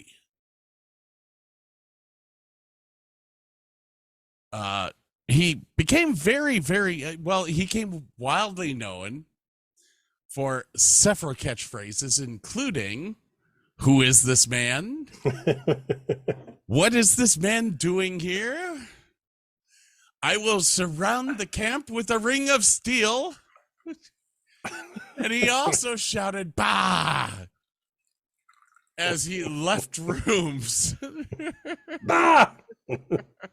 It's kind of like the original Homer's dough, but it's a little more Teutonic. The major self-identified as a Gestapo agent, but usually dressed in the pre-war uniform of the SS. Yeah, I was just reading something about some of his insignia was from a major and some was from a colonel. So it was kind of Hollywood's, amalgamation of Gestapo, I guess. Yeah. I see here. I didn't even bring up the truck because we've gone over that in a previous episode. Yeah. That truck is awesome. Okay. We're gonna jump into the last Nazi I have on our list, and that would be my buddy, my friend. I know nothing. John Banner. But the thing about him is he wasn't really a Nazi per se. He was in the military, and you could tell, he wanted to build toys. He didn't want to be a camp. He wanted to eat strudel and build toys. That was what he wanted to do. He got forced into the military. I mean, he was conscripted, and that's kind of why most of the time he just turned a blind eye, because he had that "I don't give a fuck" attitude, because I want to go get out of this crap and go eat strudel and make toys, because that's what I did when I was happy and the war wasn't going on. So he was born in 1910, January 28th, 1910, I'm gonna butcher this and I apologize, everyone. Stanislaw, Austria-Hungary. Wow. He died January 28th, 1973 at the age of 63 in Vienna, Austria. Not a horrible place to die. No, not at all. Banner is another Jewish individual. He was born to Jewish parents in Stanislaw, Austria-Hungary, now Ivano-Frankivsk, Ukraine. He studied for a law degree at the University of Vienna, but decided instead to become an actor. In 1938, when performing with an acting troupe in Switzerland, Adolf Hitler annexed Austria to Nazi Germany. Oops. Banner fled and immigrated to the United States, where he rapidly learned English. In 1942, Banner enlisted in the United States Army Air Corps, underwent basic training at Atlantic City, and became a supply sergeant. He even posed for a recruiting poster before he became portly. He served until 1945. Just a little sad side note. Most of his family was trapped in Austria and would eventually perish in Hitler's death camps. Yeah. According to fellow Hogan's Heroes actor Robert Clary, who was a Holocaust survivor himself, John lost his entire family to the Holocaust. Yeah. There's actually, if you go to the National Holocaust Museum, there's actually a place there where they talk about Robert Cleary and several others from Hogan's Heroes that lost families during the Holocaust. Oh, well, yeah, we'll get to Robert, but he was there. Yeah, well, I mean, yeah, we'll get there. Between Leon Askin and John Banner and Werner Klemper, they all lost families. Yeah, to the Holocaust. They all immigrated to the U.S. at the beginning, right at the beginning of the war. Yeah, but Banner had to teach himself English on the way here. But he was smart. Holy shit. Yeah. He 40 films, Hitler, 70 television appearances, including Alfred Hitchcock Presents, The Man from U.N.C.L.E., Mr. Ed, The Adventures of Superman, Perry Mason, The Lucy Show, Rocky Jones, Space Ranger, The Red Skelton Show, and The Partridge Family.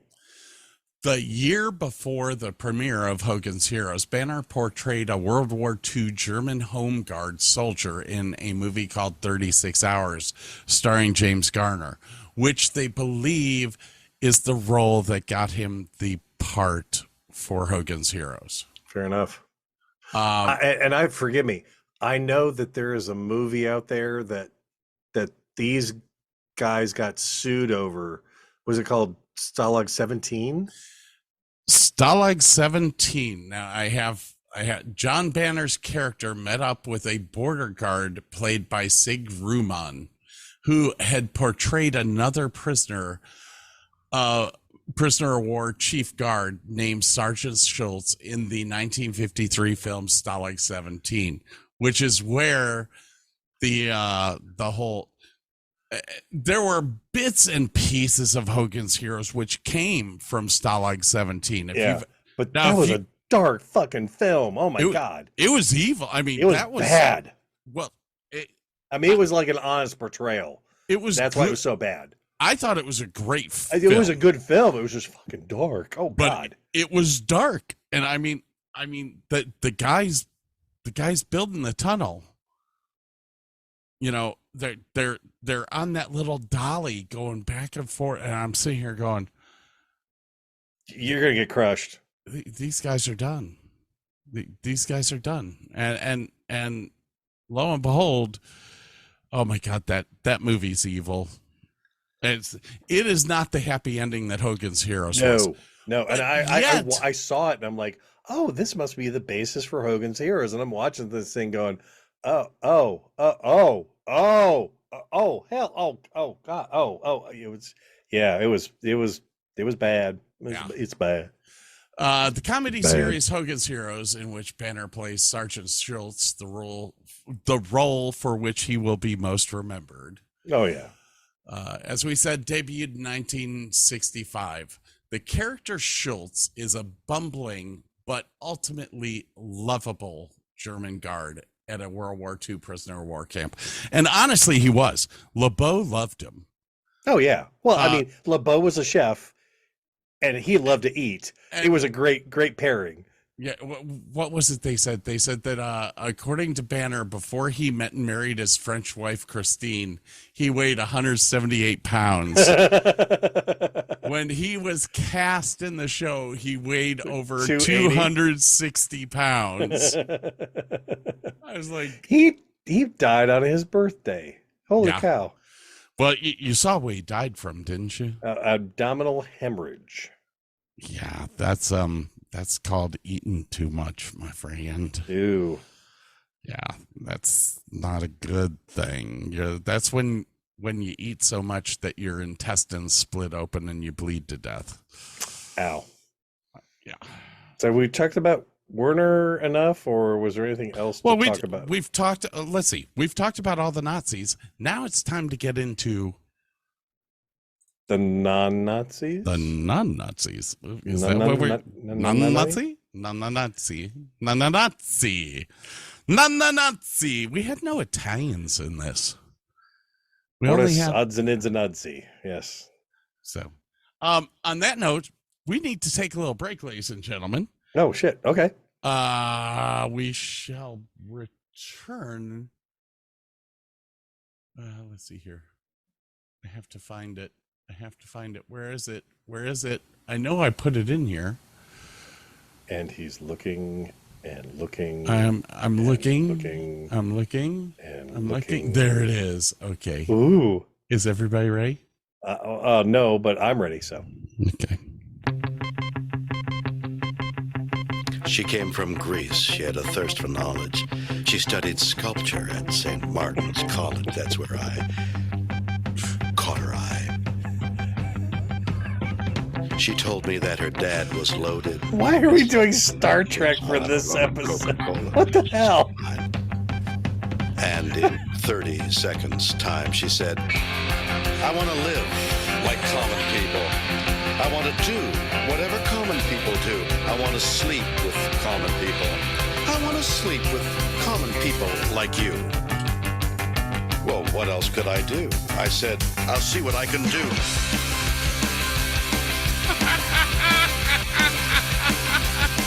I took her to a supermarket. I don't know why, but I had to start it somewhere. So it started there.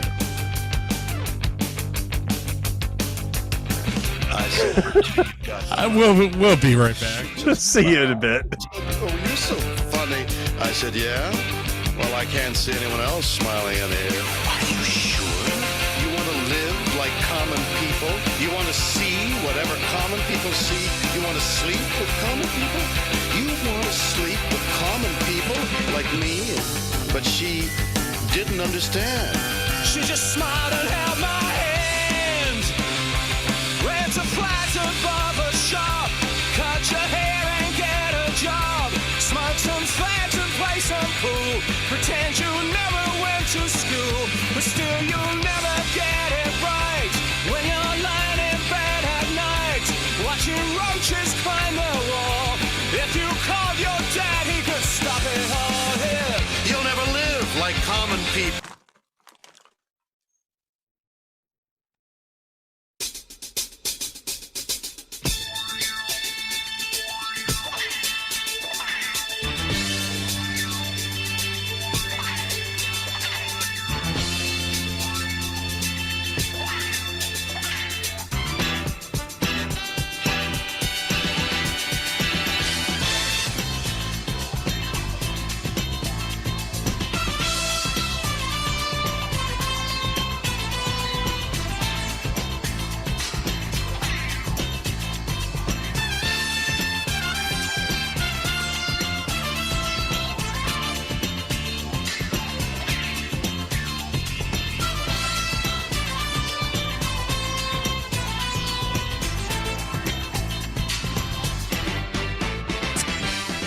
Just a little preview of what everyone's going to hear next week.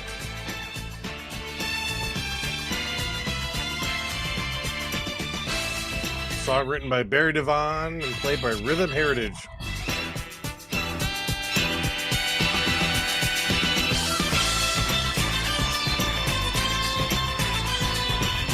And it's SWAT for nobody who can't figure it out. It's SWAT.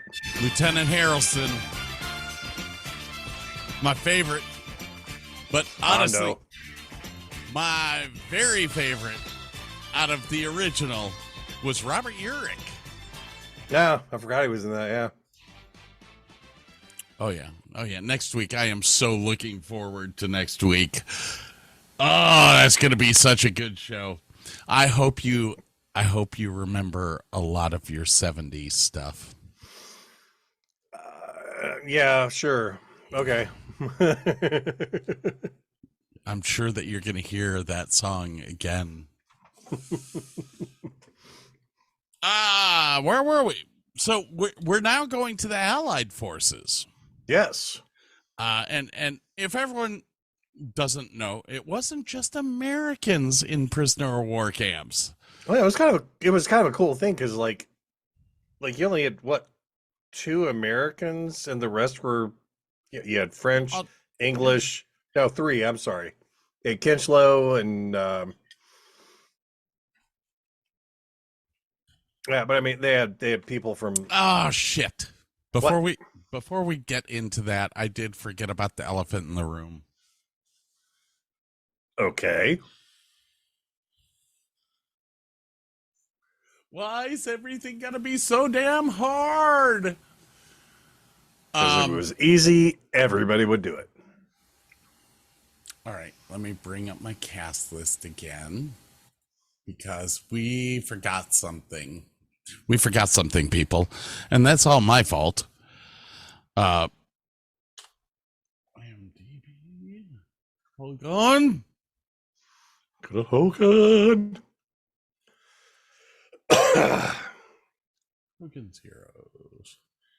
And so not one German. One German that's actually 2 Germans.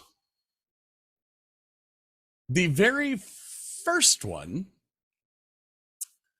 was portrayed by someone named Sigrid Valdis. Ah, well, no, they had 2 different names. They were 2 different characters. There was Hilda and Helga. Helga. Hilda. Helga. Would you let me finish? No. Hilda was portrayed by Sigrid Valdis. Sigrid Valdis. She started the show. She is the No. reason that Bob Crane got divorced. No. Cynthia Lynn was the first one.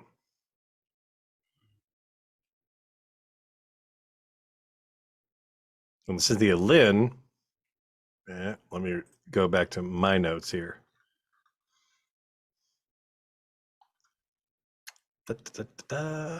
I think Cynthia was the first one. Cynthia Lynn was the first one, 1965 to 1970. Yep. And she, Bob and her had an affair. Her husband said, I want you to leave the show because I didn't want you around him. Unfortunately, even though she did leave the show, she still got divorced. And then they replaced her with Helga. Is that right? No, Helga was the first one. Okay, they replaced her with Hilda. Hilda was the second one. Yes. And the second one he married. Yes. We'll get into that later, however. That's a big old can of worms there. So the first one, Cynthia Lynn, was born in Riga, Latvia. Now I have a very, very, very bad feeling about Riga, Latvia. Why? Well, my friend Shadow came to me one day and he said, Scott, I want to go to Riga, Latvia to help film a movie, but I don't have the plane fare to do it, and it's a low budget film. Can I borrow $1,000 from you?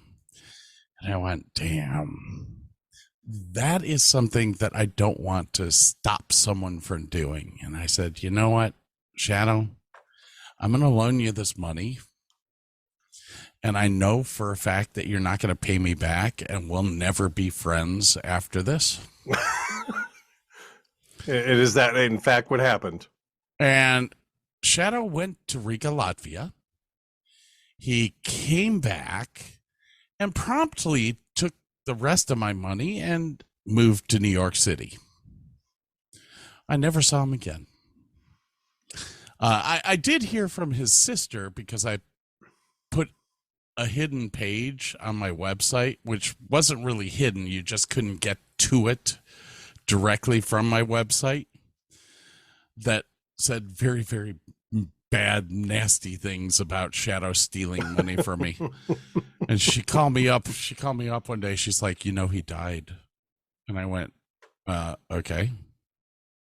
She's like, well, don't you think that you should take that down? I said, why? Are you going to pay his bill? You a cold motherfucker, you know that? I took it down like 6 months after that, but I was like, you know, Fuck them. Anyways, I have a very bad feeling about Riga, Latvia. She was born in 1937. Riga, Latvia. She is not Jewish. She wasn't an officer. She lived to the ripe old age of 76, died March 10th, 2014 in Los Angeles, California. Now, the other girl, Sigrid Valdez, we said that we're not going to talk about her right now, but I will give you a little bit of a bio for her. She's a native Californian, and she's Swedish. Ooh, she was born September 21st. That's like 2 days after my birthday. Nice. 1935. That's a few years before my birthday. There's a couple. October 14th, 2007, she died in Anaheim, California from lung cancer. With the ripe old age of 72. At the ripe old age of 72. And she is buried next to Bob. Next to Bob. All right, sir. We are now about to go to the main cast. The Allies. And I'm going to let Burke take over for the Allies. I've talked enough. Well, you obviously have a lot more info than I do, but I can chime in after you bring them up. Okay, beautiful. Let's start. Let's see, towards the bottom of the list. No. Yes, let's go with. I don't have much about Mr. Baker. Do you want to talk about Mr. Baker real quick? About Mr. Washington. Yes. Kenneth Washington. Other than let me he bring took up over my for notes. the very last season, because Ivan Dixon thought he could go on to some bigger and better things, and he did. And he did. But let's talk about Mr. Washington for 2 seconds. Please go ahead. Okay, this one's a tough one. Kenneth Washington did do a lot of work after Hogan's Heroes, including one of my favorite movies, Westworld. Like he was in the movie? Yes. He was. Yeah, he played a technician in Westworld. Anyways, he was born October 19th, 1946. So he was actually born after World War II was over, first off. Secondly, he is one of 2 characters that are still alive. There are only 2 characters from Hogan's Heroes still alive. Him and Robert Cleary. Yes. And if you want a great interview to go listen to Robert Cleary's interview that's on YouTube. It is yeah, phenomenal. He's got a bunch of really good stuff on there. Yeah. So he did, Washington, he did a bunch of Adam 12 episodes. That's cool. Yes, he was also in Dragnet. Petticoat Junction, Marcus Welby, The Paul Lynde Show. He did Dragnet right before he was cast in Hogan's Heroes. Yes. He also was in one of my favorite 1970s police stories called Police Story. That was, what's her name, wasn't it? That was the female. What the heck was her name?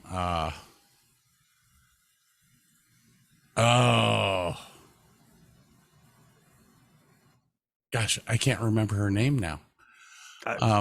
There she is, but they don't have her listed as the top cast. What the hell? Well, she kind of went into it later on. It started out with the first 3 seasons had Scott Brady running it and all that. It wasn't until later that she became the lead. Not Pepper. God, what the hell's her name? Santos, oh my God. I mean, yeah, should know her. I should, because what the hell? Why is she so far down the list? See, I don't know. What the heck? We're in Remembrance. Oh, I'm on Howard Kane. Sorry.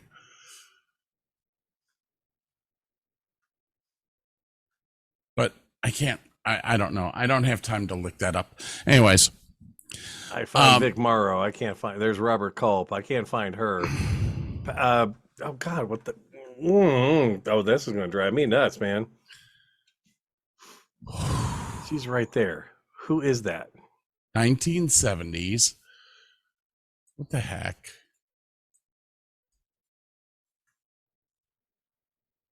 Angie Dickinson. That's it. That's Judas it. Priest. That's it. That hurt. That was painful. That was painful. Oh dear Lord. Anyways, Kenneth Washington. Where was he born? Gosh, it doesn't even say where he was born. He did play Officer Miller in Adam 12, though. So he was on that for a while. Credits. Directed Nancy Beverly's play Attack of the Moral Fuzzies. Okay. Let's see here. Washington guest starred on A Different World.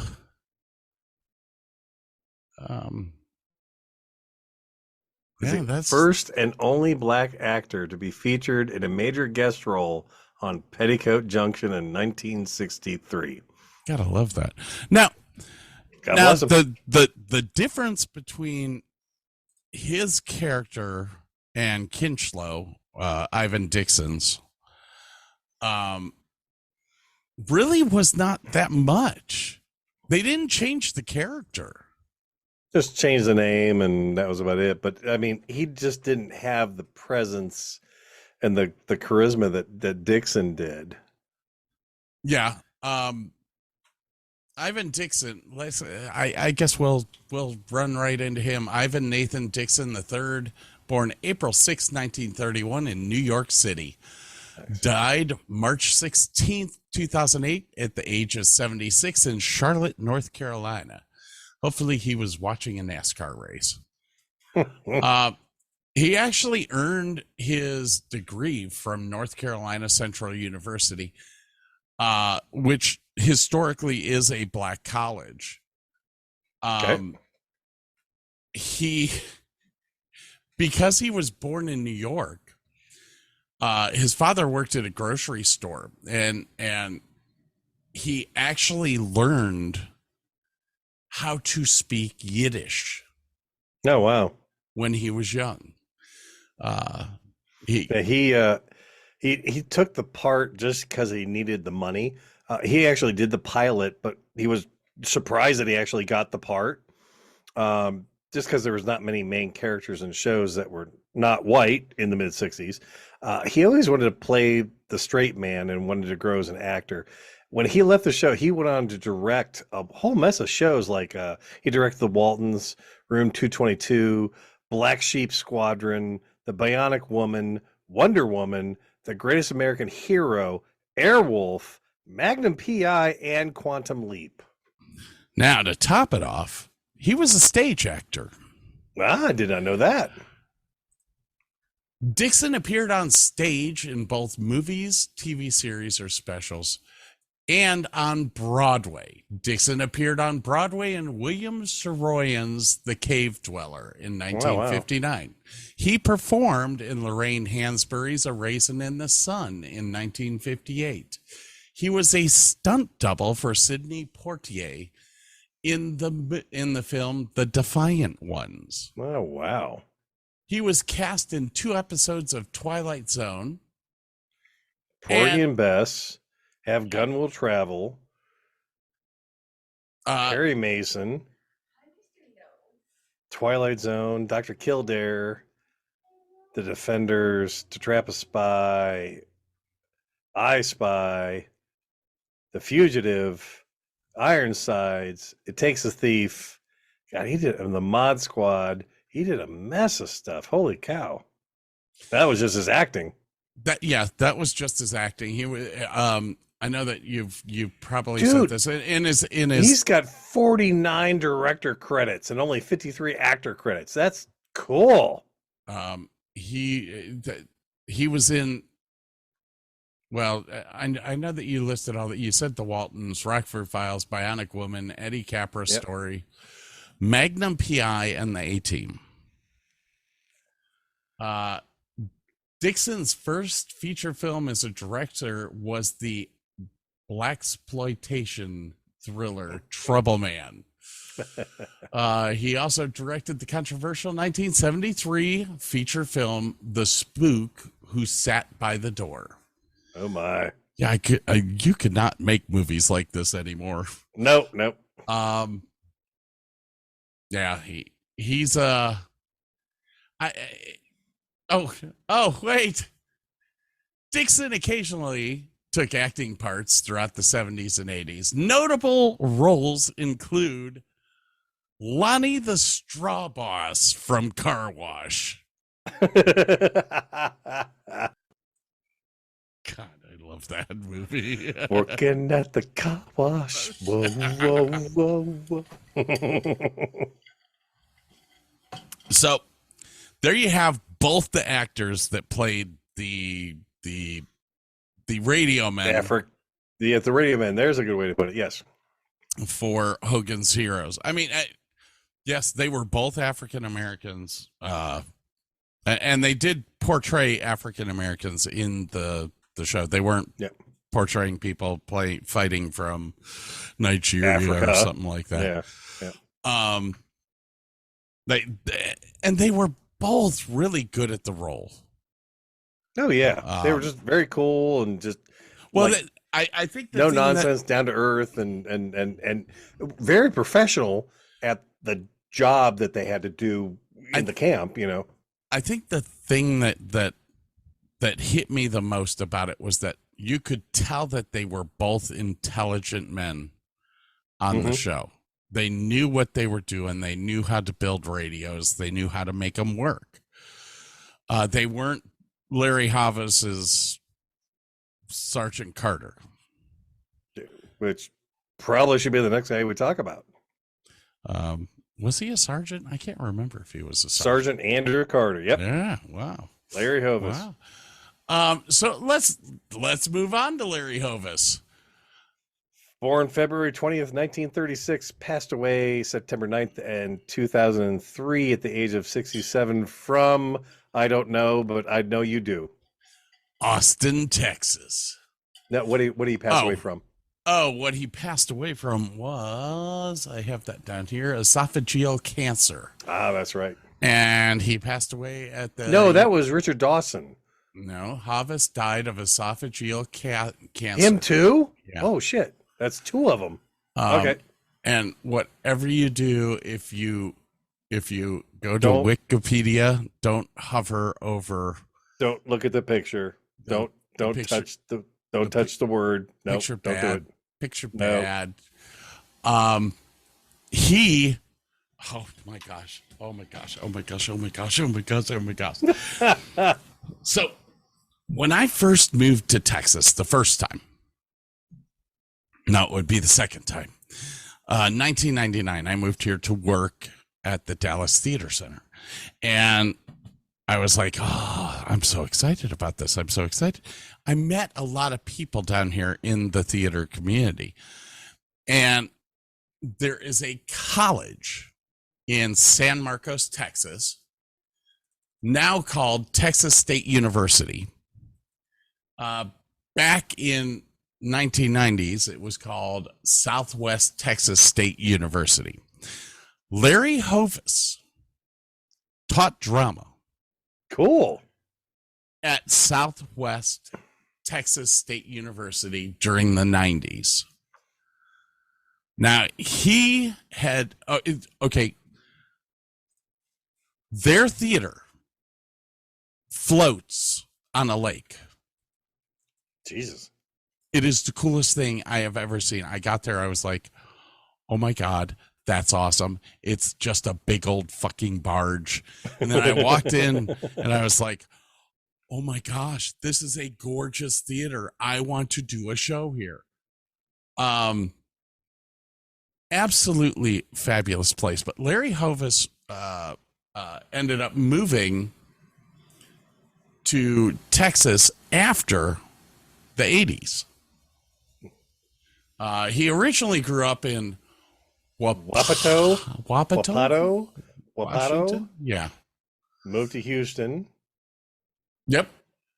And which is within the boundaries of the Yakama Nation and is not part of the Yakama Indian Reservation. Okay. He was a singer in the Arthur Godfrey's Talent Scouts. He attended the University of Houston during the mid-50s, sang in nightclubs, released an album. That's right. He had an album. He wrote his own songs and got an album put out of his own songs. I forgot about that. He was part of a Houston-based trio. Began local theater productions. Moved to New York City in 1959. Appeared in the 1960 Broadway review From A to Z, which showcased his singing and comedy talents. Now, Hogan's Heroes was not the his first time. Military. Yeah, not the first time he was in the military. No. Private Larry Goschalk. Gomer Pyle, USMC. You got it, my friend. He was on also the same set. On the same set. On the filmed on the exact same backlot. As a matter of fact, yeah. He also was on the Andy Griffith Show on the same set. That's awesome. Now, if you remember, I talked about this. I talked about Leonard. What's that? That doesn't sound good. I can't hear you. I cannot hear you. Oh, I can't see you either. That can't be good. Oh, God. That's bad. Oh, wait, I hear you. Hello? Can you hear me? Hello? I can hear you. Hello? Can you hear me? I can hear you. I can't see you, but I can hear you. That's a good thing. All right, everybody hold. Everybody hold. Don't move. All right, ladies and gentlemen, we'll be right back. I want you to know that I'm happy for you. I wish nothing but the best for you both. I know the version of me. Is she perverted like me? Would she go down on you in a theater? Does she speak eloquently? And would she have your baby? Hey, I already played this. No, you didn't. Yeah, I did. No, you didn't. You'll have to listen to this again, but yeah, I did. Oh, darn. I love this song.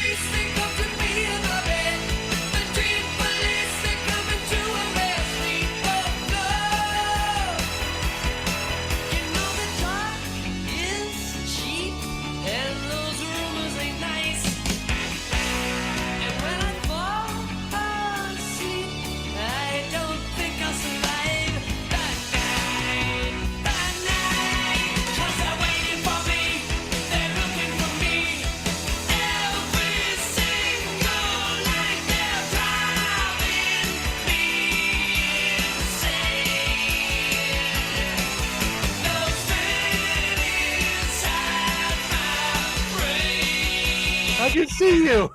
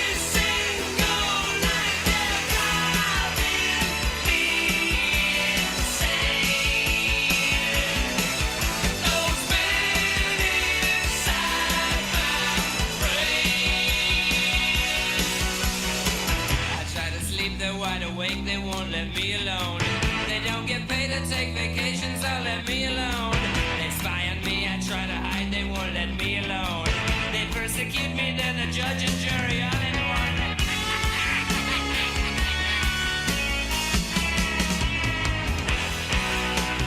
You can stop recording at some point. They need to hear the whole song.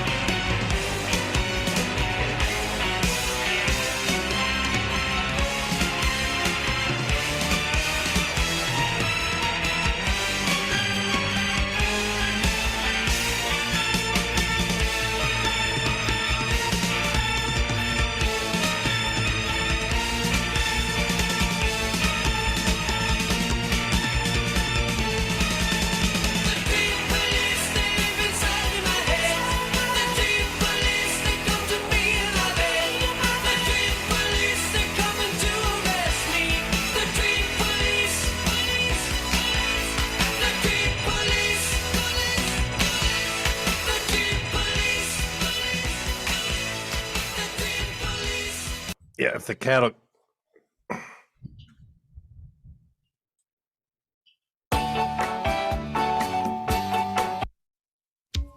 Wrong song. Hang on. How do you think, man? The first song was great. Yeah, but there's a reason that I'm playing this one.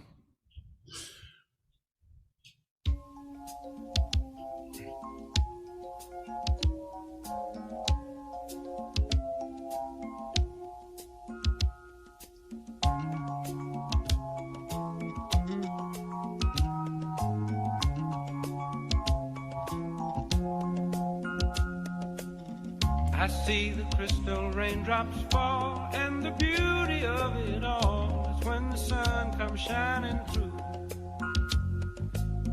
to make those rainbows in my mind. When I think of you sometime, and I want to spend some time with you, just the two of us. We can make it if we try, just the two of us.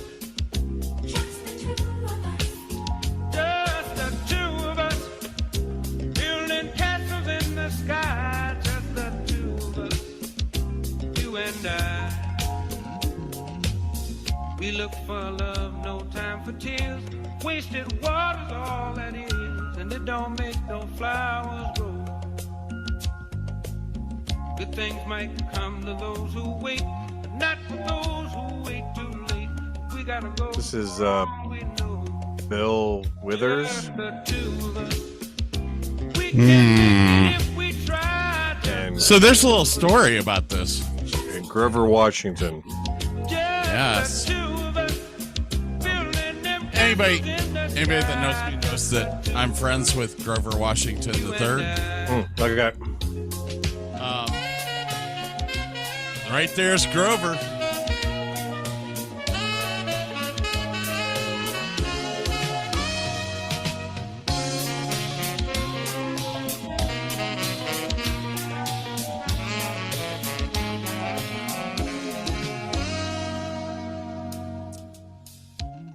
Yeah, there's a lot of shit going on with Grover right now. And, Oh, sorry.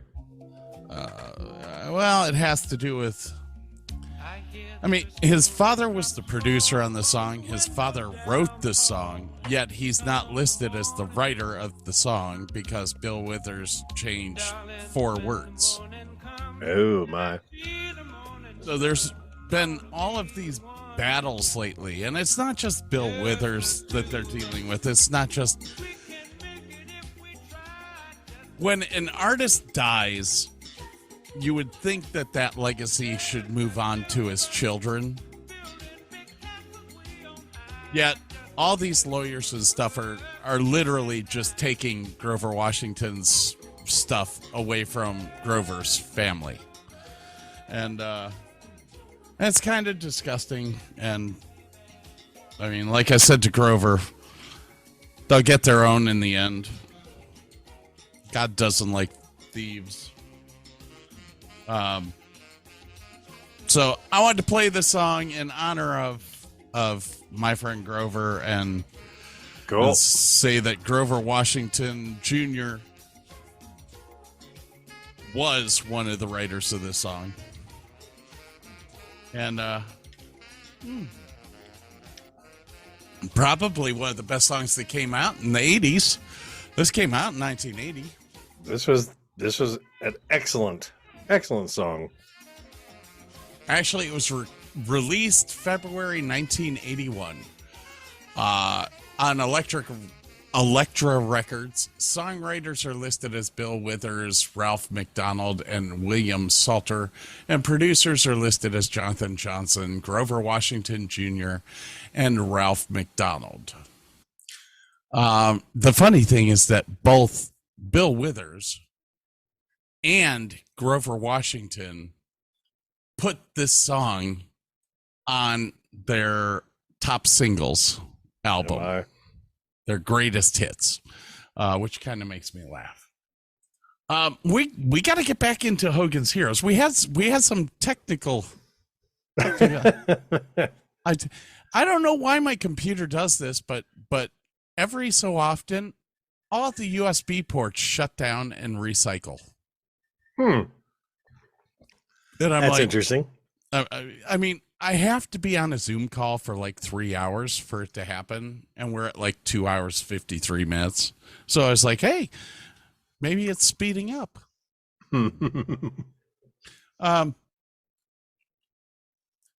Literally, where is it? I know nothing. I don't know anything about this damn thing. We talked about Larry Hose. We should probably get to either Robert Clary or Richard Dawson. They're kind of a toss-up. Well, I think we need to go with Robert Clary. Okay. Well, he's got a lot of stuff, man. He's got a lot of stuff, but Richard Dawson ties into the Bob Crane story. Okay, fair enough. Where Louis LeBeau is basically Louis LeBeau's story. Okay. So, Mr. Robert Clary, who played Corporal Louis LeBeau, born March 1st, 1926, and is still around. Born where? Was it France by chance? Paris, France, to be exact.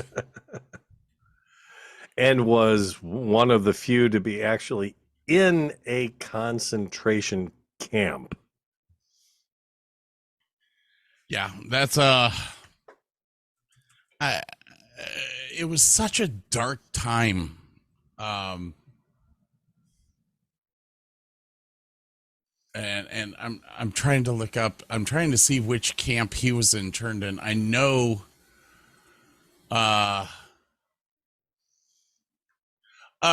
He was in. He was Jewish. He was deported to Nazi concentration camp at Otmuth, in Poland.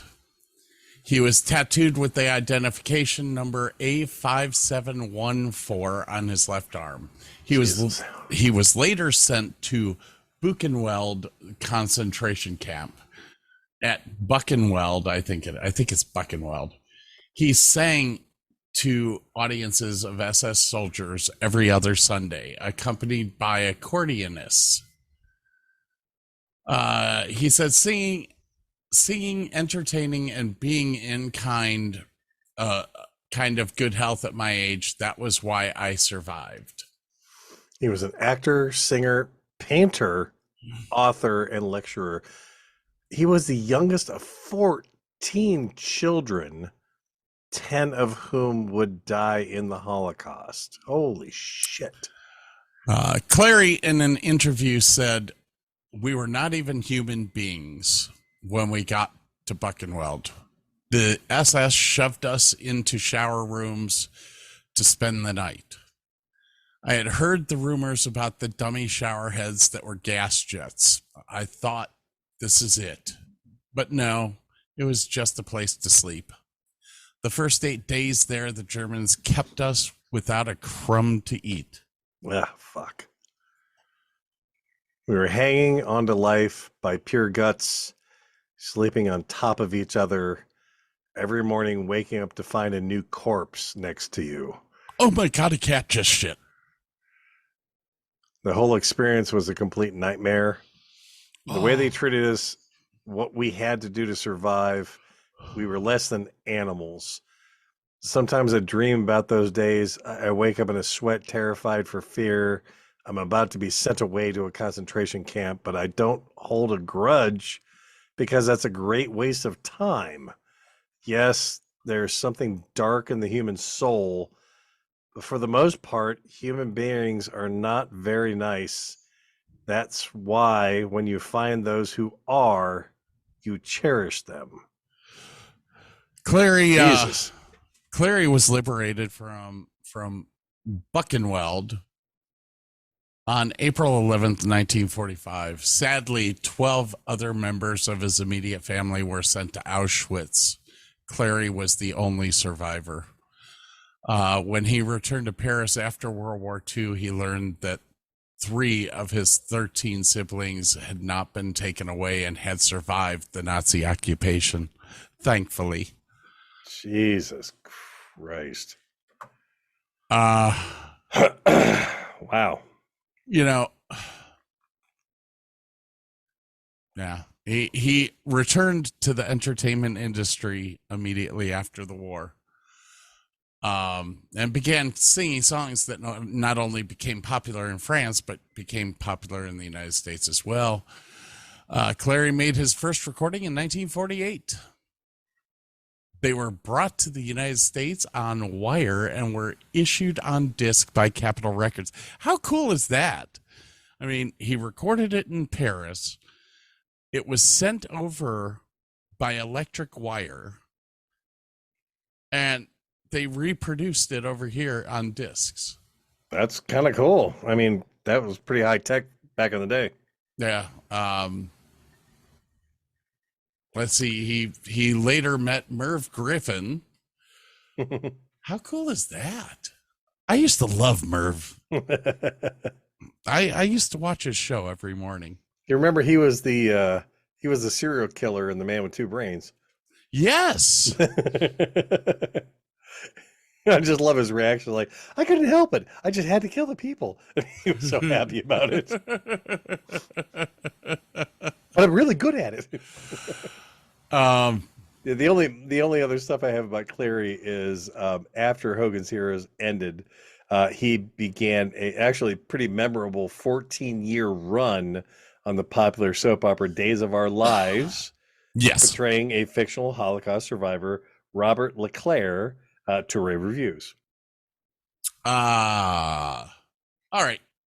Louis LeBeau on Hogan's Heroes. In 1965, Clary was offered the role of Corporal LeBeau on the television sitcom Hogan's Heroes, and he accepted the role when the pilot sold.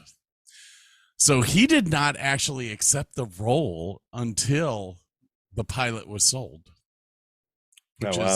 which is kind of cool. Asked about parallels between LeBeau's incarceration and his own, Clary said Stalag 13 is not a concentration camp. It's a POW camp. And that's a world of difference. You never heard of a prisoner of war being gassed. Man, that's so much shit to go through at such a young age. No, definitely not a fan of Hitler. No, not a nice dude. Let's see. Thief of Damascus. He played Aladdin. What a great. Oh, cool. He actually didn't do a lot of television and film after or throughout his life. Well, I shouldn't say that because I haven't brought up the IMDb. Let us bring up the IMDb.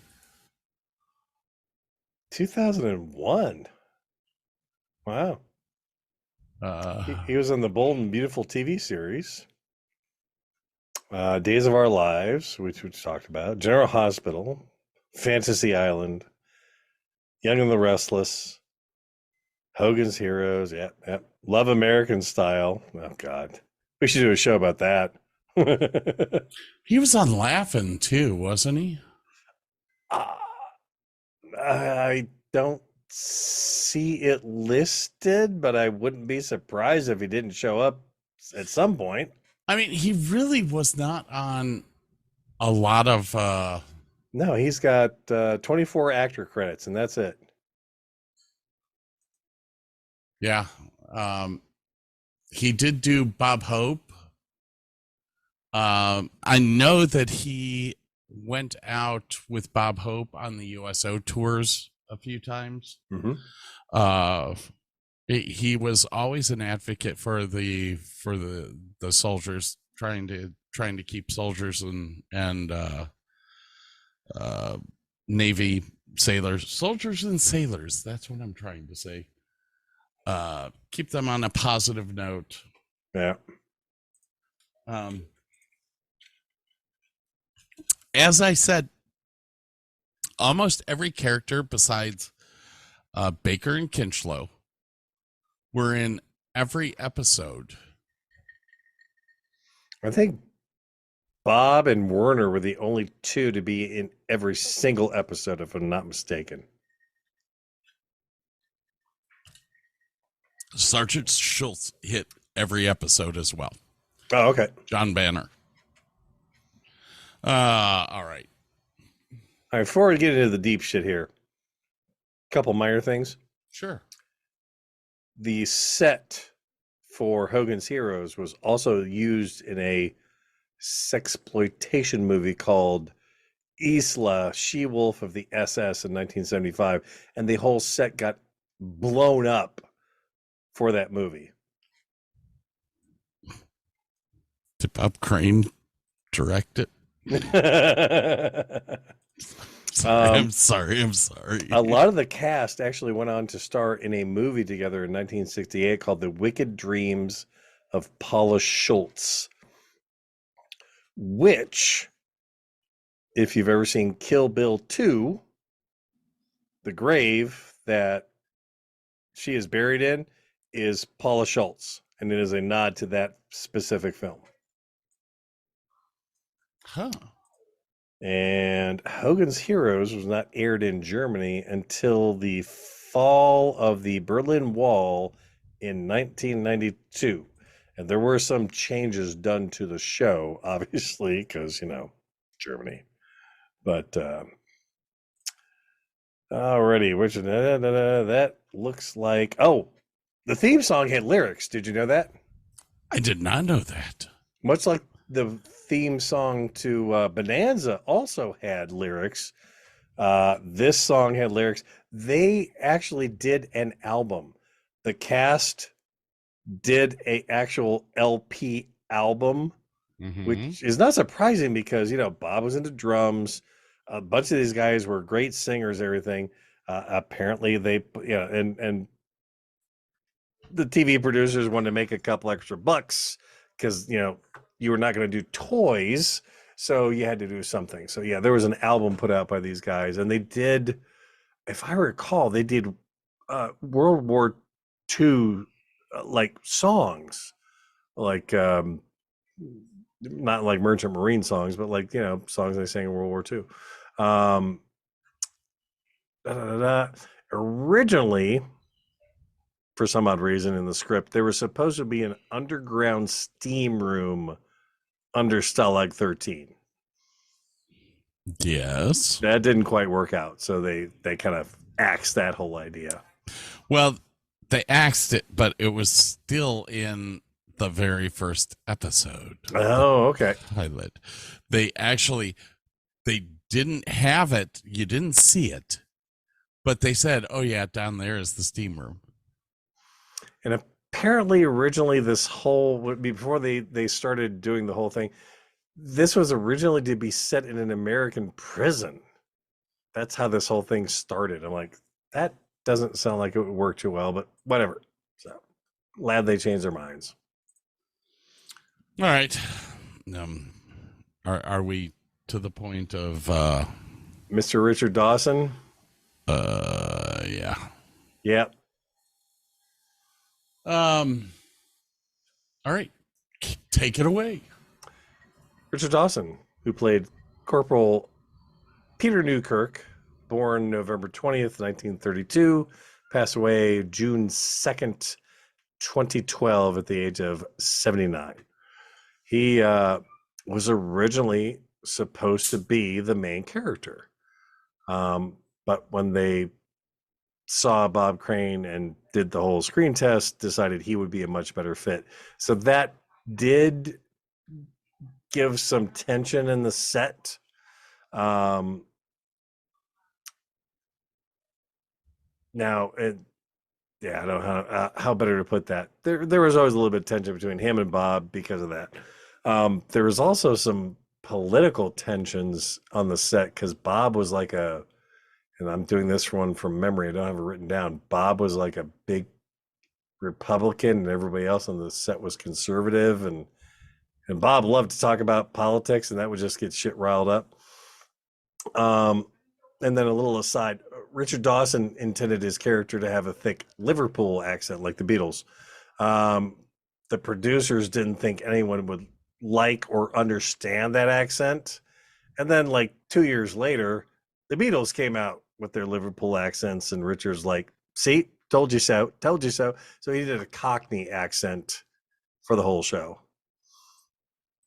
And of course, Richard went on to do Family Feud for a number of years. He also died from esophageal cancer, if I recall, because he was a 4-pack-a-day smoker at one point in his life.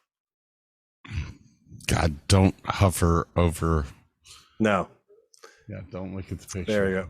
Yeah, there were several arguments between Bob and they called him Dickie. Richard Dawson was referred to as Dickie on the set. Yeah. Crane was a conservative. Dawson was a liberal, as was most of the cast. Nixon was in the White House. There are a lot of debates on set. So if you want some very interesting listening, that's not our show. People would want to listen to anything but our show. Go to YouTube and look up the old Bob Crane used to have a radio show. That's where he started. And he interviews Dickie several times, and I found a bunch of the recordings on YouTube. It was very enlightening listening to those two talk to each other, because you could tell in certain episodes that there was tension between them, but it was never enough tension to separate them as friends.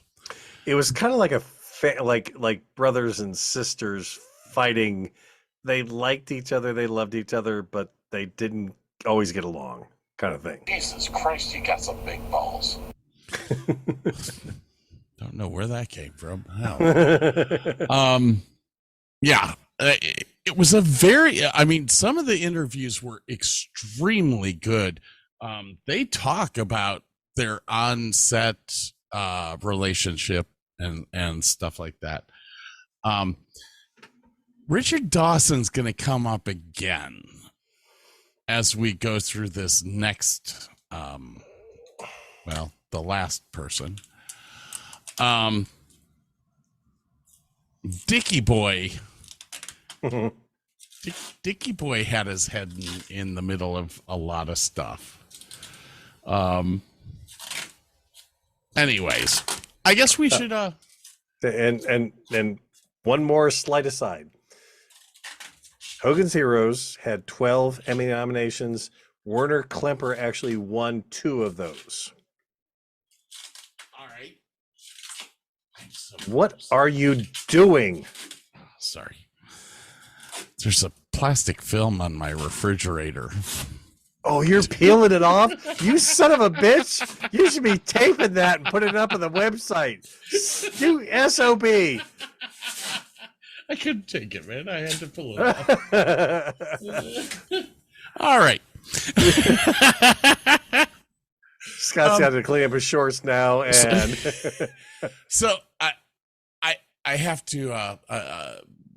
Well, there's certain things that we did miss here. Okay. Richard Dawson was not the healthiest guy in the world later on in his life, and during Family Feud, he almost died. He had a brain aneurysm during the middle of what year was this? I did not know that. No. Oh, sorry. He did not have the brain. They were taping a show, and actress Della Reese, while they were taping the show, had a near fatal aneurysm mid-interview during the taping. That was on the Carson show, crap. the Tonight Show. Oh, geez. With Richard Dawson. I forgot he was in The Running Man. Oh, shit. The Running Man. I was just about to bring that up. Dawson parodied his TV persona in 1987's The Running Man opposite Arnold Schwarzenegger, portraying the evil, egotistical game show host Damon Killian.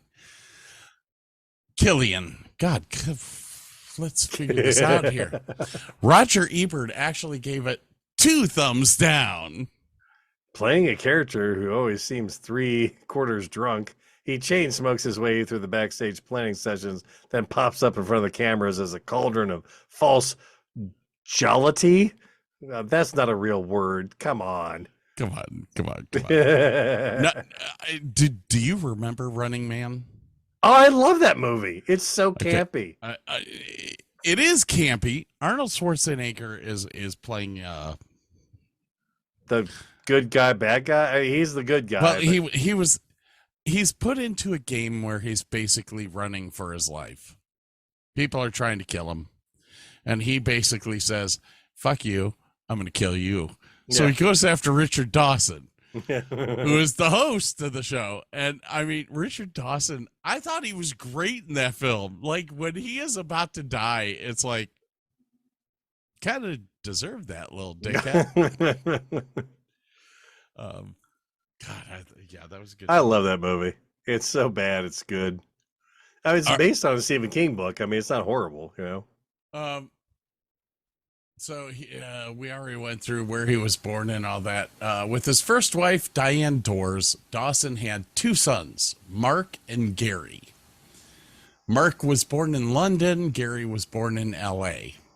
The marriage ended in divorce. Go figure that. Go figure. So people know. Oh, dude, he met one of his wives on Family Feud. Yes. His second wife. That's right. I forgot about that. We'll be right back. Bye-bye. Well, why is that so quiet? It's all good. Nibbling on sponge cake, watching the sun bake. All of those tourists covered with oil, strumming my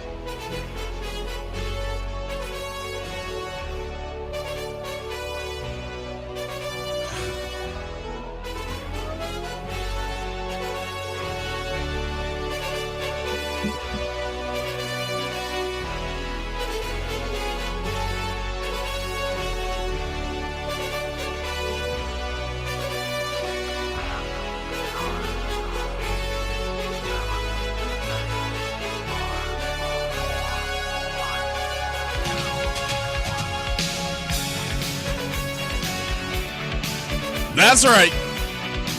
It is the final countdown. We actually have The we man, have the man, the myth, the legend, Bob. Bob is here. I know nothing. Nothing. What's up? What's up? What's up? What's up? Holy gotta- cow. Scott, I gotta say, you look good. Wow. Wow. I don't know where that came from, but I mean, no. You have a clean shirt on. what can I say, man? I work for a living now. I have to actually look good. Did you get that from the pro shop at like 65% off clearance? I got this at the pro shop for free. That's right. Well, for that's free. even better. If you buy that shirt, you get a free bowl of soup. Right. So what I'm gonna do is piss it So- on like so- an impotent jerk and then bend over and take it up the tailpipe. And that's what I do every day at work. So they tell him if you shoot under a 105 on your day off, then you get this shirt that we were going to sell for $3. God, I haven't seen a shirt for sale for $3 in that pro shop ever since. And I you started working there. ain't seen 105 in your life. You are so funny. Dude, I haven't seen 100 in probably 25 years. Damn, I shoot like in the 80s. That's where I'm at, buddy. Wait, you play golf? I mean, not well. Which, It's really funny because the only time I really golf is with my kids. And it's not sad, but the weird thing about it is we all golf left-handed. And it's like nothing. Are you that- left-handed? I'm not personally left-handed, and neither is Ryan. But we were both kind of brought up playing baseball to bat left-handed. That makes sense. So it kind of just correlated to we golf left-handed. Now, if I could figure out how to golf right-handed, I'm sure I'd have like more power. But I'm 51 years old. I'm not doing this shit now. I mean, I remember when I was young, like I used to play pool left-handed just to get that advantage and like, you know, be able to have that skill set to play pool left-handed. So when you had that really rough shot, you could just flip the left-handed pool and mess people up totally. So I get it. No, I always did the behind the back shit. Oh, it's easier left-handed, man. If you can do it a few times, oh, it's totally easier. But that's it. I mean, I like golfing. If I can hit my driver somewhere close to not being in the middle of the trees, after that, I'm kind of okay. But my driver slices so bad to the left. Just go slow on your first tee and just get it in the center. That's all you got to do, because your chipping and your putting are all that matter in that game, man. Is if you can get that first shot in the center, you're golden. It doesn't matter. It doesn't even have to be in the center. It's just got to be somewhere in the shorter grass. Yeah, absolutely. And the thing is I've watched like every YouTube video on, because I guess left-handed golfers are just it's rare. Well, you know how many you got in PGA? You got Mickelson, you got Bubba Watson, you got I don't even know. Oh yeah. I tried different grips. I watched YouTube videos. I did all it, and it's the same thing. It looks so straight going on the fairway, and then all of a sudden it takes a big left turn. I mean, you should drive right-handed and then do everything else left-handed. Maybe I should try that. Yeah. That means I'd have to buy a right-handed driver, though. Yeah. Anyway, Bob, we are That's all right. talking. Scott can send me a free one from the pro shop. Well, I just got a stealth. Ooh. TaylorMade stealth, and I did not pay what they want me to pay. So anyway, Bob, we're talking about Hogan's Heroes tonight. First off, before we get started, what are you drinking? Just beer. What kind of beer? What kind? I am drinking a Natty Daddy. Oh, you're back on the Natty Daddies.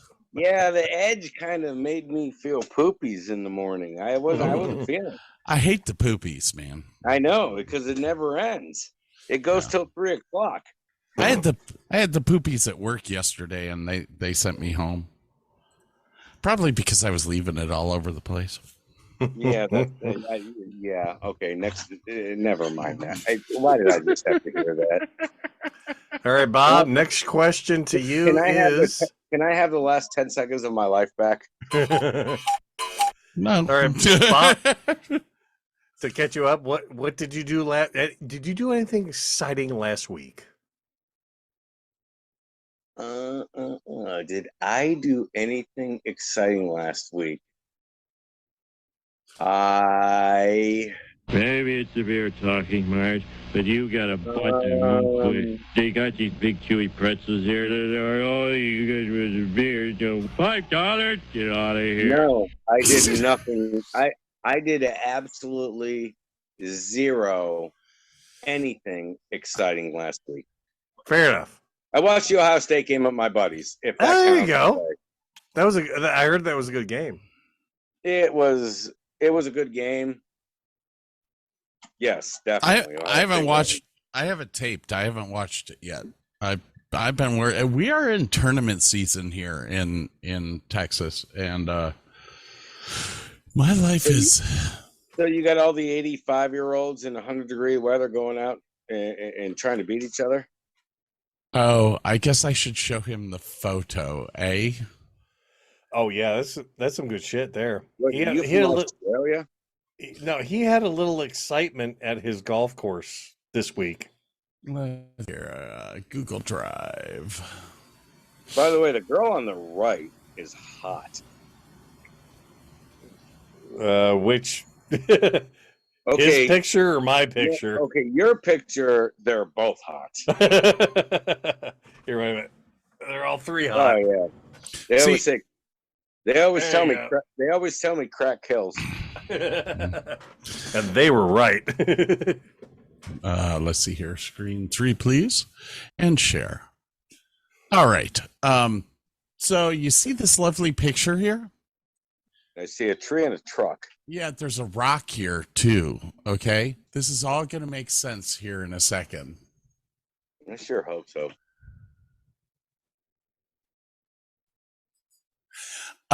This was the 30-year-old insurance salesman who got so stinking drunk in the tournament last Saturday.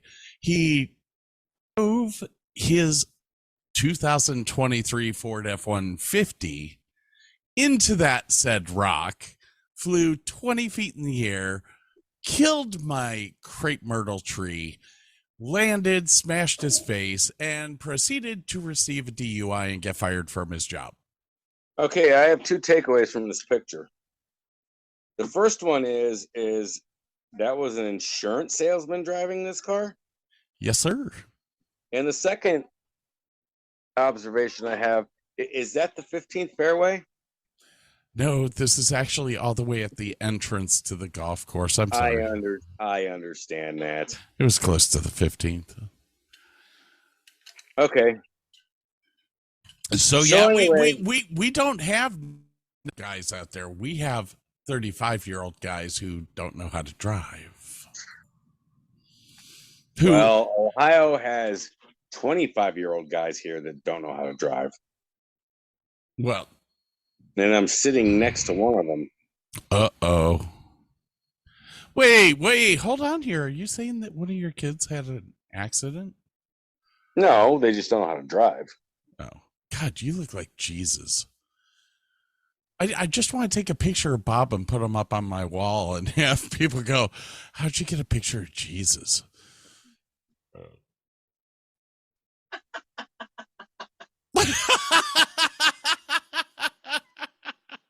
First time. That's the first time this dude's laughed in 3 days.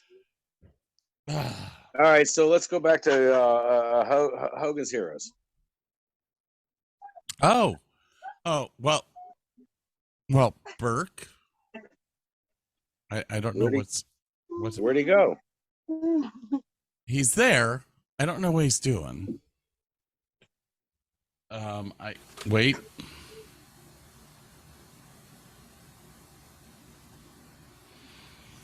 Somebody's computer crashed. No, I don't have a computer. Well, then it wasn't you whose computer crashed. See, you need to keep that picture of the girl on the right and replace the picture on the girl on the left with Mama Sveti. And then I'd be cool. Mama Sveti? Yeah. Who's Mama Sveti? Mama Sveti in a bikini. Oh, God. I am going to tell her that you said that. I don't care. All right. So I'm 700 miles away from her. So although she does like to fly. So Burke is about to disappear. Why? For a second. Because his computer crashed. All right. So before he gets back on, when are you coming here?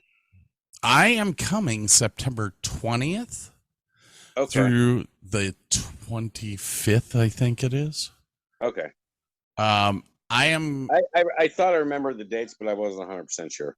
I'm going to be there September 20th through the 25th, but I am up in Put-in-Bay September 20th through the 24th. So the only day that I have in Canton is the 24th. Wait a minute. Wait a fucking minute. Okay, I'm waiting. You're going to spend 4 days on Put-in-Bay? Yes, because there's the vintage car race. What is that, a bunch of... And now Bob's locked up. Everyone's dying.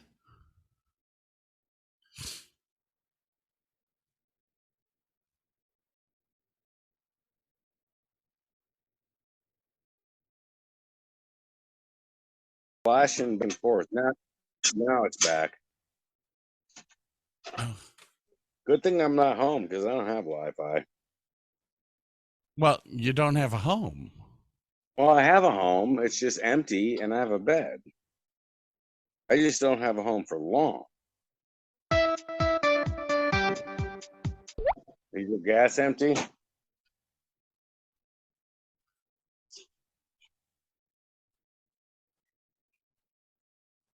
Have you got a new tank this year?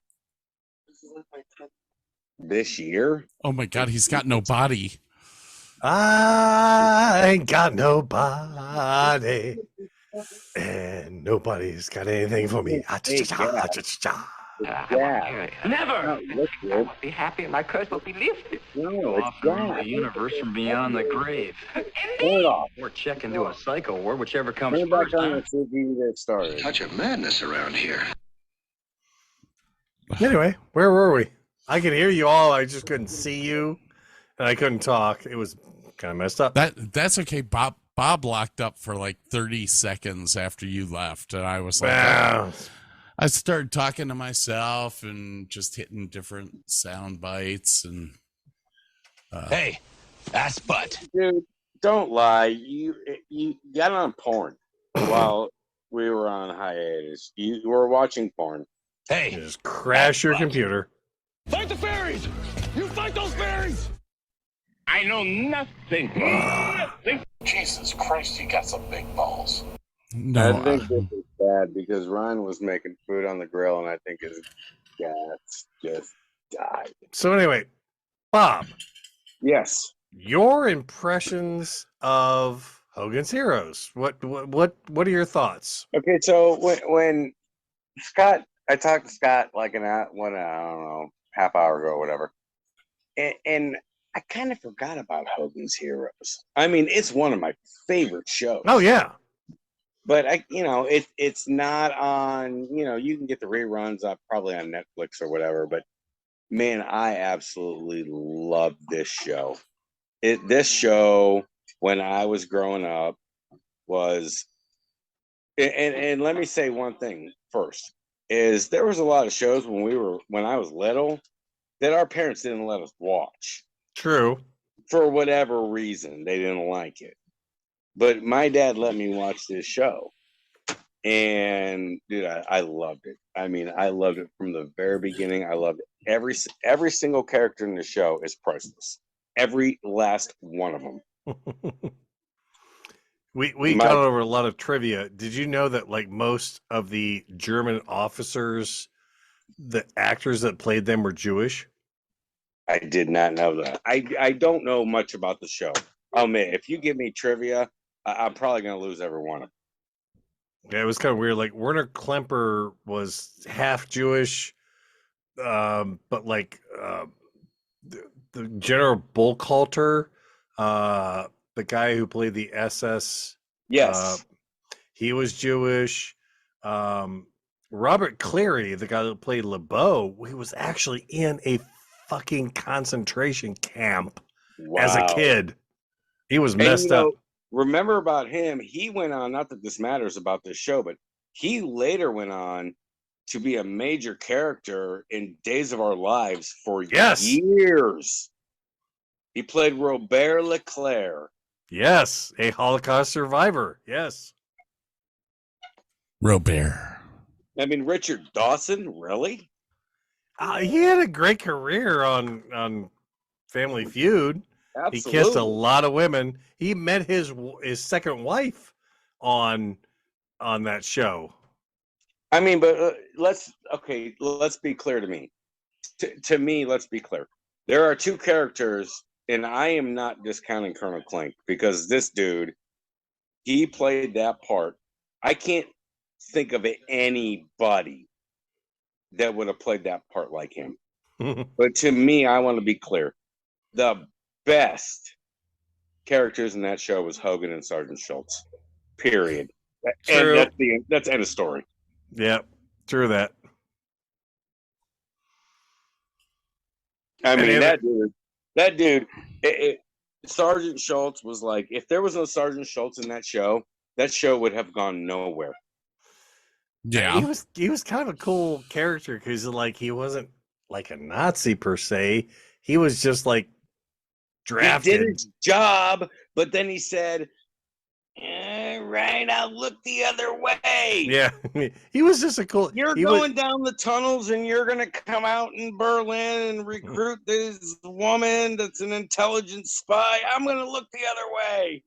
Well, he was just a regular dude, conscripted into the Nazi army. He didn't want to be there. He wanted to eat apple strudel and make toys. That was his whole right. That was his gig. He didn't want to be there.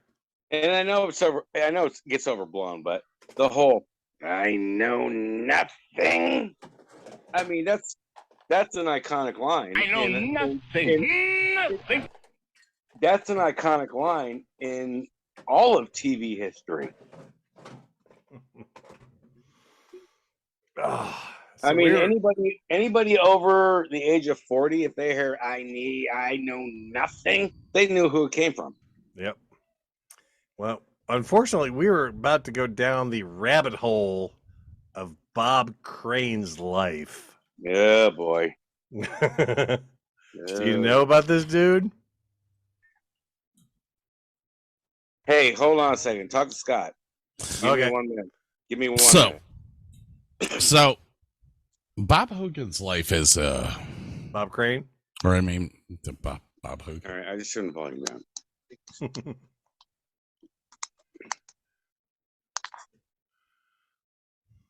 Hey, Bob Crane's life.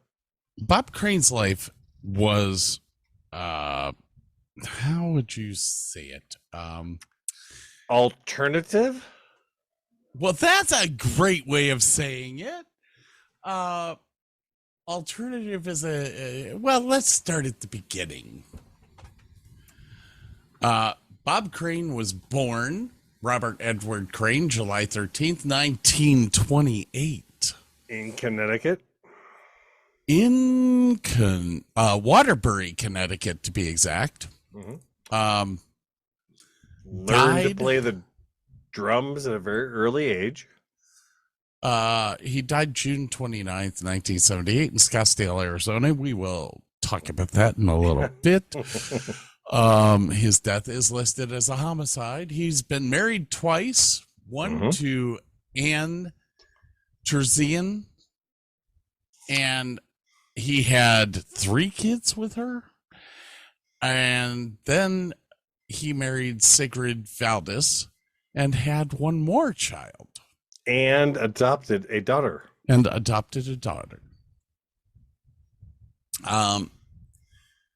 Early career, he played drums at a young age. He got into radio fairly early in his life. Now, do we lose Bob? Yeah, he went. Bye-bye. He'll Did you know pop back? That Bob actually played the drums for the theme song for Hogan's Heroes? I did not know that. Yeah, it starts off with the snare drum and ends with the snare drum. That's Bob Crane playing that. Wow. I did not know that. Yeah. Did you know what Bob Crane did for a living after Hogan's Heroes? He did musical theater. He did road shows. Dinner theaters, yes. Which he actually co-wrote the shows that he played in. Yes. Okay, for some reason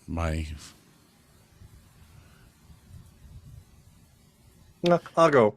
In 1949, he married. Screwed everything up. Go ahead. In 1949, he married Anne Terzian, and they would have 3 children. He got a job at a New York radio station in 1950 as a DJ. His fun off-the-wall style made him popular and caught the attention of CBS Radio. And in 1956, they hired him to revitalize their fading flagship station out in California called KNX. Bob got his own show, and it became a massive hit. He continued to host that show for 8 years. That's a long-ass run for any radio show host. But that got him onto several TV appearances, such as Alfred Hitchcock Presents, the General Electric Theater, and the Twilight Zone. Carl Reiner appeared on Bob's radio show, and Carl got Bob a spot on the Dick Van Dyke Show. Mm-hmm. That appearance caught the attention of Donna Reed, who also offered Bob a guest spot on her show. And Bob did so well with his character that it went on to become a regular on the series. Offers started to come in for other TV shows. He left the radio show in 1964 to pursue acting full-time. He was offered the role in Hogan's Heroes in 1965. His quick wit and dry humor fit perfectly and he got 2 Emmy nominations for his part in the show. However, he was hiding a rather dark secret that led to his divorce and possibly his murder because he was a sex addict. That's the only way to put that. Yeah, we're not going to sugarcoat this shit. It's getting dark. If you don't want to have a good time, stop listening now. He would pick up women at bars or get prostitutes and love to take pictures or film his encounters with them. Richard Dawson, introduced Bob to a gentleman by the name of John Carpenter, not that one. Carpenter was a sales manager for Sony Electronics. Bob and John hit it off and became great friends. They also discovered that they had the same appetite for recording themselves with young women. Over the years of doing this, Bob amassed thousands of hours. Let's just go back thousands of hours of home video and thousands of pictures of him and young women. It started to get a little difficult to keep this secret from his family. Well, yeah, because why? Do you know? Do you remember? Well, I mean, there's a couple things. His son Robert became aware of this when he was about 16. Excuse me. And later on, like, his family albums started to become intertwined with his albums of women, but we'll get there. His children all said that Bob was a really very loving and caring father, never abusive, and he always made sure that they had fun and a very happy childhood. Things really came to a head when Bob had his affair with his co-star Sigrid Valdis. Bob and his wife Anne divorced in 1970. Bob! Bob, you're muted. My bad. I had to deal with something for a minute. Sorry. That's okay, man. We just got into like the whole ugly Bob Crane section. Yeah, that thing was a whole mess. Well, we're only partway through it. We're not even into the. Give me the 30-second recap. He was born in Connecticut. He got a job at a radio station. He got his own talk show. He started getting on TV shows. Carl Reiner hooked him up. He left his show. He got Hogan's Heroes in 65. He was a sex addict. He would pick up women and prostitutes and film them. His wife didn't really know about this stuff. But he was a good dad the whole time he was doing this. I mean, I was a sex addict and my wife didn't know about it. So, I mean, I'd give him that. Yeah. Then Bob started having an affair with his co-star Sigrid Valdis. This was the second girl. There were two women on the show that played Klink's assistant. He had an affair with the first one. She quit. He had an affair with the second one. He ended up marrying her. Yeah. Richard Dawson introduced him to like the guy who like hooked him up with all the video equipment, which was kind of messed up. The guy who was actually blamed for his death. His name is John Carpenter, not the guy who did They Live, but just another dude named John Carpenter. Yes. Now, okay. Correct me one more time. I'm pretty sure I know how he passed away, but refresh my memory. Well, we'll get there in the probably. Okay, you're not there yet. Okay. Yeah, we're not there yet. Yeah. Gotcha. The love and caring Bob. So Bob and his first wife divorced in 1970. That same year, Bob and the girl who played Helga got married on the set of Hogan's Heroes, and Richard Dawson was his best man. Wow. And then, yeah, that was kind of messed up. Remember Helga. I remember Helga. Yeah. Helga was nice. She was in really nice episodes. Yeah. Helga was only in the first year, and then Hilda was in the next 5. So maybe it was Hilda. It's one of the two. Yep. Hogan's Heroes was canceled in 71. Later that year, Sigrid gave birth to their son, whom they named Scotty, and a short time later, they adopted a daughter. Apparently, Sigrid was aware of Bob's activities, but didn't like to participate. Didn't want to get into that. Wow. Bob appeared in one movie after that did not do well. He appeared in some TV shows, but to pass the time, he would do road shows and dinner theaters to keep up his, income, basically. You know what's funny about what you're saying right now is I'm listening to you talk, and I can see you talk, and I have this picture of Colonel Klink behind your shoulder with that look like, what? Are you fucking serious about it? It just adds to it. It's funny. Yep.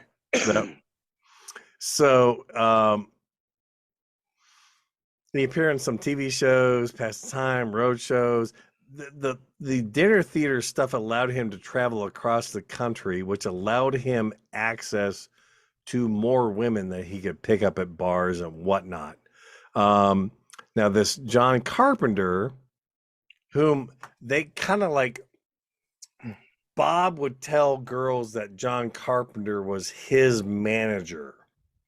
And that way, both Carpenter and Bob would get the women, and they could take photographs and pictures and all that kind of stuff, because Carpenter was into the same stuff that Bob was into. And Carpenter would time his business trips to meet up with Bob when he was doing his dinner theater shows on the road to continue their escapades together. Unfortunately, Bob's addiction was spilling over into his family life. His son, Scotty, who was the son with his second wife, said that his massive amounts of pictures were literally starting to show up in their family albums. Yes. That's no bueno. Okay, so I have two questions here. Okay. I have a question and I think an observation. Hogan's Heroes went from when? 65 to 71. Okay, so 6 years. Okay. And from what I've ever seen, that's pretty much what Bob Crane did. He really, truthfully, did nothing relevant after that, correct? He was in one movie, and he did a bunch of dinner theaters. Although he was a big-time radio show host before then. Okay. And when did he die? He died in 1979. Okay, so Hogan's Heroes ended in 71. He died in 79. No, and Hogan's Heroes was 65. Right, but it's 65 to 71. But it's 8 years later till he died. Yep. And again, I'm 8 years old in 1979, but I don't remember hearing any of the Bob Crane stuff besides Hogan's Heroes till after he died. Well, and again, I was 8 years old, so it may have. Disney actually he did a film for Disney, and in the filming of the film, it was brought to Disney's attention that he was showing people on the set some of his photo albums of naked women whom he was having sex with. Yeah. And he thought it was fine. Yeah. So, I don't even remember what movie that was. It's not even Super Dad. That was it. So his opportunities to do more film was actually ruined by his sexual addiction. Okay. So he could have gone beyond Hogan's Heroes had this stuff not have been going on. Correct. He had a 3-film deal with Disney. He did the first film, but he was bringing these pictures of his escapades, conquests, onto the set and showing people, thinking it was okay, and people were like freaked out. They did not fire him because if they fired him, they would have to publicly acknowledge why they fired him. So they let him finish the film, and they gave him like a bit part in the second film, and they were done. It's a good thing that this didn't happen in 2022, because he would have been given a $230 million guaranteed contract. Yeah, no doubt. And Scott has nothing to say about that. But yeah, I mean, does that taint the show? Does that taint the show that we watched? No, but I don't think so. I don't think so. It taints the memory. Like you two honestly talk amongst yourselves for a second. Honestly, I knew there was some bizarreness in his death and whatever. I had no clue it went this deep. No, I didn't either. I had no clue. God. I mean, I knew that when, I'd heard things when I was, because again, I watched the show when I was little. Yeah. And, I knew when I got into my like mid-teens and stuff and you hear things. I mean, there's no internet back then or whatever. No. It's like, man, I thought I heard that he killed himself. No. God, yeah, no. that's what I remember, that he killed himself. No, he was bludgeoned to death. Yeah. He was murdered, plain and simple. Did they ever catch the person who did it? No. So we will go into that here in a moment. See, I thought we were going to, this is deep. I thought we were talking about the show. Well, you came in at the tail end, unfortunately, so you get the badness. Well, that's Scott's fault, not mine. So anyway, it's always Scott's fault. Yeah, it's always Scott's fault. Damn. So, damn. blah blah blah blah blah. Yeah, he was never offered a lead role again. He only appeared in one more Disney film as a bit part. In '75, NBC offered him his own show called The Bob Crane Show. He agreed to it. It did not perform well, and it was canceled after 13 episodes, I believe. Bob Crane was an absolute outstanding actor.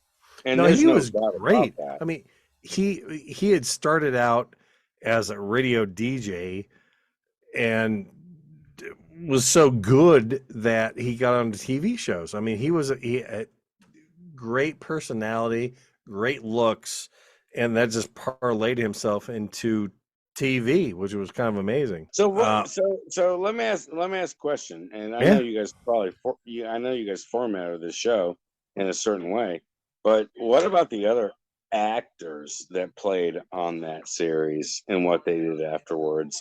Well, I mean, you can't just say Bob Crane and give his dialogue, and it's totally understandable, and I agree with everything you guys said, but what about the other guys? We went over all of them. Like Robert Cleary, who played LeBeau. He's one of the only guys still alive. Really cool dude. He was actually in a concentration camp as a kid and got out and survived. Bull Culture was a phenomenal actor. Oh God, what else we go over? Warner Klemper. Well, all of the Germans, Nazi officers were Jewish in some way, if not 100%. Yes, Werner Klemper was Catholic, but his father was Jewish. His mother was Lutheran, and he was born into the Catholic faith. His father did convert back to Judaism afterwards, but what was cool was that the entire Nazi cast were Jewish in some way, shape, or form, and all of them said the same thing. They wouldn't do the show if the Germans won anything. So every time the Germans had to flub in some way, shape, or form. Well, they had to. It was the show. Werner Klemper, who played Colonel Klink, said the minute that Colonel Klink does something correctly, he will quit. And I thought that was freaking hilarious. LeBeau, we actually talked about the fact that his family, his entire family, died. No, he was the youngest of 14 kids. 10 of them 10 died. Were killed by the Nazis. That's crazy. And actually, that guy had the best career of all of them. Because he went on, like I said earlier, he went on the Days of Our Lives for years. Yep. Actually, the guy who played Kinchlow, the black guy, he ended up directing a ton of stuff. There was 2 different actors that played that character. Yeah, it was 2 different characters. Yeah, Kinchlow did 5 years, and then Baker did 1 year. See, I like the latter guy. The Kenneth Washington, who played Baker, ended up he is the only other one besides Louis LeBeau who is still alive. They are the only 2 characters left alive from Hogan's Heroes. Well, I mean, dude, you're talking back in, you're talking years ago, and these guys were in their probably 30s and 40s to begin with. Now, he came in 1970 to 71. Was he Washington? No, well, that's his real name. His name in the show was Baker, Sergeant Baker. Okay. And then the other guy, Ivan Dixon, played Kinchlow. Right. And Ivan Dixon was he was good. I liked Kenneth Washington better. I mean, they didn't like really put those guys in the show a lot. I mean, they were more like the mechanical people. Let's open the tunnel so we can go to Berlin and send transmissions to the Nazis, and they don't know where we're going kind of people. But yeah, they were good. They were both radio men. But for the 1960s and 70s, it was kind of neat to see an African American being portrayed as somebody who was smart. Ain't that the damn truth? I mean, you think about it. Yeah, even after that, what we have? We had Red Fox show. We had Sanford and Son. That's dude. You guys got to do Sanford and Son. You guys have to do Sanford and Son. This is a top 8 television show of all time. The Jeffersons. Yeah, I mean, it's in maybe 20s. Yeah, but you see, Well, yeah, that's when it started. You've got 2 shows right there that came out in the 70s where African Americans weren't being portrayed. I mean, George Jefferson was not. He was a businessman, but he wasn't smart. He's a rich black man. Exactly. Yeah, we'll have to edit that one out. Why? It's the truth. You can't say that word on the radio anymore. What, rich? Mm-hmm. I said he's a rich black man. What is wrong with? I love that picture of Colonel Clank. I am making that my frickin' on my phone. That's what I'm doing. The monocle. I love the monocle. Without the monocle, he's nothing. And I just Colonel Clank's he's a classic. Hey, we're gonna take a little break here. All right, Jesus has to go potty. Yep, basically. All right. So what do I do? What you just sit there. Are you ready? Are you ready? If I do something on my phone,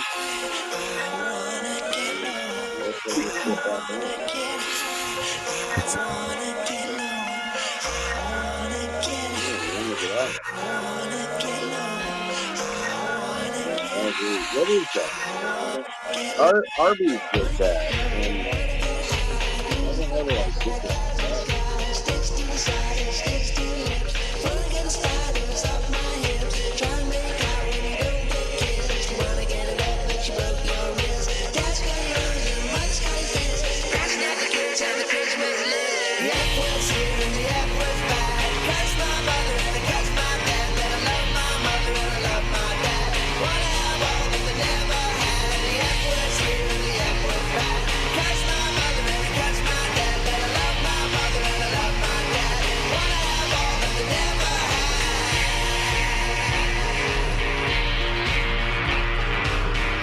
We'll be right back, everyone.